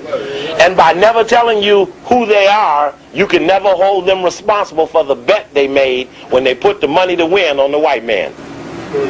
Carnegie Woodson, years after being a Boule, wrote a book, The Miseducation of the Negro. Years after having been used in the founding member of the D.C. Boule in 1908. Knew that education, see, these were college. The key to all of these men were college education. So when he saw what had happened to him, he said we were miseducated by the damn thing. It was a fix. And that was coming to expose something that he had been. Du Bois, years after being left to dry by the Boule, left to dry by the NAACP, whose leader, Joel Spingard, and his mentor had been a spy for military intelligence, which came out in the Memphis Commercial Appeal story, that showed that Du Bois, too, years later, sought to repent for what he had done. But he never exposed the Boule. He only personally felt humiliated for having bet wrong. And that's why we had to know that they made a bet, that there was an organized cross-out. So he never nullified his membership in the Boule. He never told the secrets related to the Boule. Hold on just a second, brother. Yes, brother. All right, what you were saying earlier at the beginning. All right, listening to all of this, and I heard you on the radio Monday morning. All right, now, there's going to be out of all of us, or even if we compare it to the mass populace, there's going to be 80% of us that if you show them the truth and put it right in front of their face, they still are going to deny it. They ain't going to want to admit up to it. They don't give a shit about it, pardon me, ladies. They don't give a damn about none of this black stuff. I saw that looking at Minister Society. You talk black to these young kids now, and I'm 40 years old. I grew up in the black movement where it was something to be proud of. How do we go about explaining this to these young gangbangers who are future warriors? Since they don't give a damn about nothing, why not channel their energy, like Farrakhan used to say, for our liberation? If you don't give a damn about dying, you make the best soldier. All right, now all of us in here, most of us are going to go out, most of us are going to forget what we've heard. Most of us are going to... Hold it, stop now. Are you going to forget what you heard? Oh, no, I'm not. Then you can only speak for yourself. Don't speak against anyone else. Stop now. I want you to turn to them and tell them that you won't speak for them like you just did. What now? Turn to them and tell them you won't speak for them like you... Because you said something negative about them. I have no right to say that. Thank you, sir. Okay. All right. But what can we do as a unit or as a people to educate the others that maybe have not had a chance to come in here and get this knowledge that you express? Okay. I would suggest probably at this day, which is July 6, 1993, that I could walk in most of the cities and bring you the people who had those organizations that you talked about. And right now they could stand up here and turn to you and do just what I did, because their lessons are done privately, yours are done publicly. If you went to the gang summit in Kansas City and they got through discussing, well, what are we going to do now, all that we work together? You watch the Bloods and the Crips. You watch this one and that one. From all those cities stood up and say, well, let's do what Coakley does. Let's work on those names he gave us. So I make a suggestion to you that everybody that's on it might not look like they're on it. Everybody that knows it doesn't have to say, hey, guess what? I know it. I think we want to make sure that each and every person can handle themselves. And if you can take this and teach another person, then whatever it is that's out there that another person doesn't like, which is what people do when they don't know who the enemy is, they beat themselves. Part of what we do by exposing who the enemy is we stop misplaced aggression. So we can look at the numbers and see that the crowds are increasing and more people know than they ever knew. And I think those youngsters might know more than the adults. And to tell you honestly, I place my bet on them. That's right. That's right. I place my bet on the little ones who don't have jobs, who didn't go to school, who don't have the cars nor the houses, because they're the ones that are going to fight. They just need to know who to fight and how to fight effectively. There were not college-educated Vietnamese who dug deep holes in the grounds and lived with rats, dogs and cats and worms and other things that scare Americans. I suggest to you that there are elements who are ready while we work with the masses to have them understand what they'll come to witness. You see, if you don't get this lesson to see what's going on, when it happens, you get confused and think something went wrong. That's right. And again, remember this. We're the horse that lays on the rail. We're not breaking ass till it says spinning out of the turn. Here's the track. We started here. Somebody say, hey, that's Billy. He's way out in front. Well, we're going to get no points for leading. But as we make it around that track, we might be laying at the road. Here comes the Boule. Here comes the Rhodes Rothschild. Here comes Skull and Bones. They're way out in front. But when that man say, here they come spinning out of the turn, then somewhere that black liberation horse going to kick ass, and from here to there, we're going to finish right. The goal is to finish first. So somewhere down the line, we're not going to look good. Because looking good is not necessarily the signal you want to send before you strike. So you might, I tell people, you better be able to run out of your house in any of 4 directions and have someplace buried straight edges, clothes, flashlights, and other things, food that you may need. And you won't know how many people have prepared for this until you go out and dig your hole, because you might look up and not find room for your stuff. All right.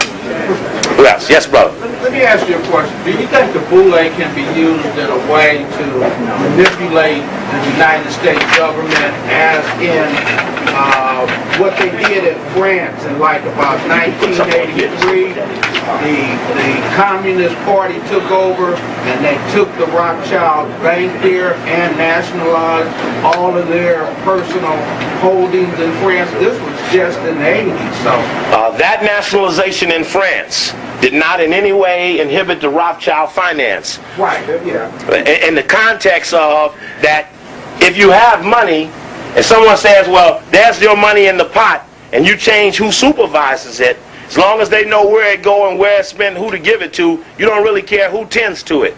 Like you don't care if Bradley is the mayor, Bradley know what butt to kiss. He can be that person. And what was the other part of your question? Can it be used? That's an interesting statement. On the radio once in D.C., a lady called in who said her father was a Boule, and she said that, how do you know that these Boule don't feel the way you feel about the white man?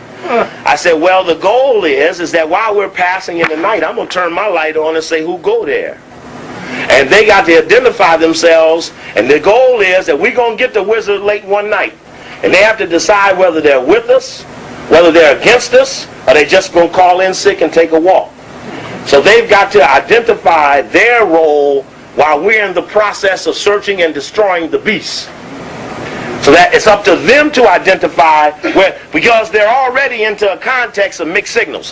One thing I wanted to show you before it got too late, is that this Boule, in fact, picks their people and makes their people leaders. And this is from the book on the Rockefeller family.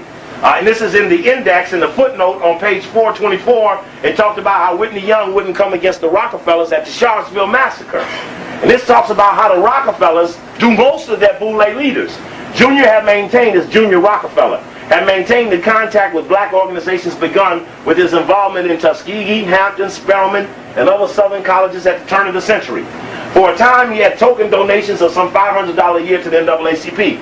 However, in '38, his philanthropy advisor, Arthur Packer, wrote a letter to Rockefeller questioning the future of this relationship because he was upset that the NAACP was insisting on trying to push an anti-lynching bill. So Rockefeller wasn't going to give up money because they were punching anti-lynching. Regarded this as radical, too radical for the Rockefellers to be involved in, but recommended a continuation of the annual donation nevertheless. Abrupt termination of the $500 gift might be regarded as a rebuke and would carry in the possibility of some kind of controversy. This is the source. At the same time, as NAACP filed Rockefeller Family Archive. At the same time, he was concerned about the radical program of the NAACP. However, Packard was enthusiastically behind the program of the Urban League, beginning with their support of the organization in the 1920s. The Rockefellers were contributing nearly 35% of the league's budget by 1940, and were deeply involved in the internal affairs and management. After returning from the Army, Winthrop Rockefeller, who went to Arkansas, became governor, went on the league's board of trustees, and in 1952 contributed $100,000 towards a permanent headquarters. When Winthrop left for Arkansas and the league began to drift, the Brothers Fund, that's Rockefeller Brothers Fund head Dana Creel, searched for someone to take over the leadership role. This is Rockefeller looking for someone to run the Urban League.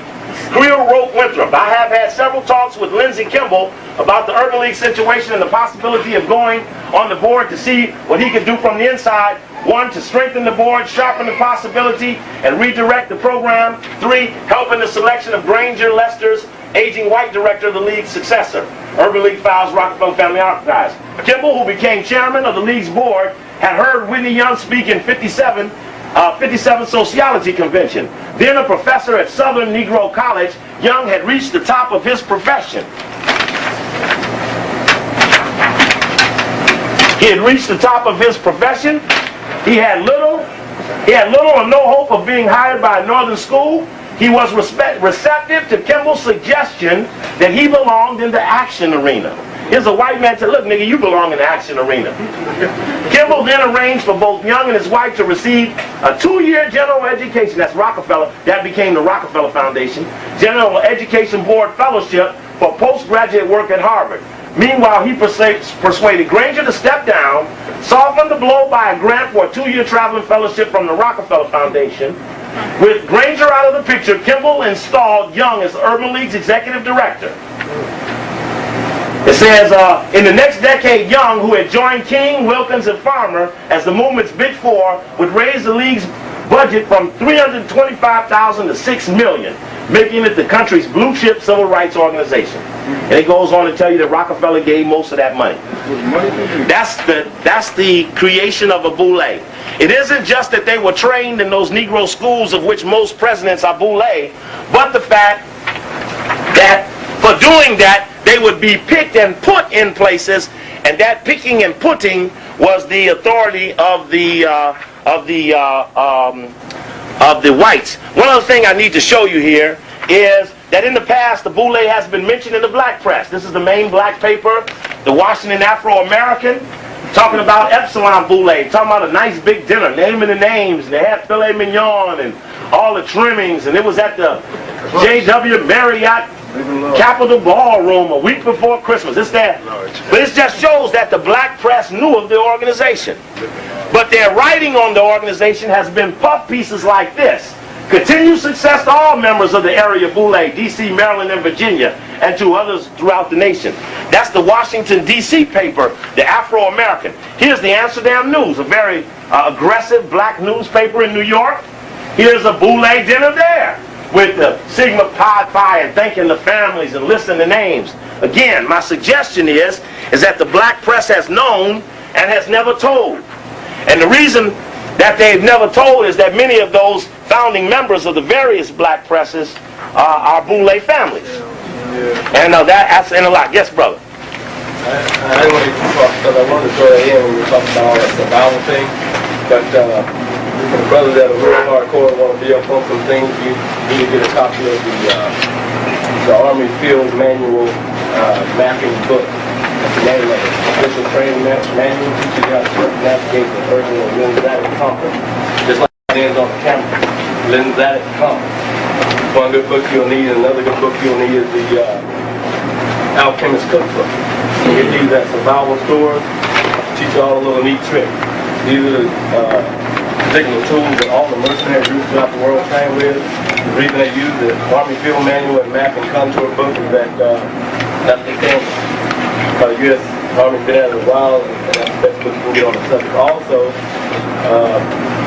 they have these urban guerrilla units out and their base of operation out here is in Monterey, California. That's the U.S. Army. These boys didn't come out during the ride. They wear black suits, black berets, and they're kind of relaxed. And you know, that 3510 is not there. You know, that neat cut military look. Matter of fact, it's tall to look relaxed, not the shades and all that. But they want to use them during the day. They have to. They're not military personnel. Right. All spook units. And I can show you that that those various units are being told now to move into communities. They're taking simple positions as grocery store baggers, crossing guards, traffic coordinators. And I'm going to tell you something. Just yesterday, for the first time, I saw one of them damn streets with them cameras over the intersection. Y'all ought to be ashamed of yourselves. They're going to whip that on every nigga in the country because you let it happen to you. You're the only city in the country with cameras over the intersection.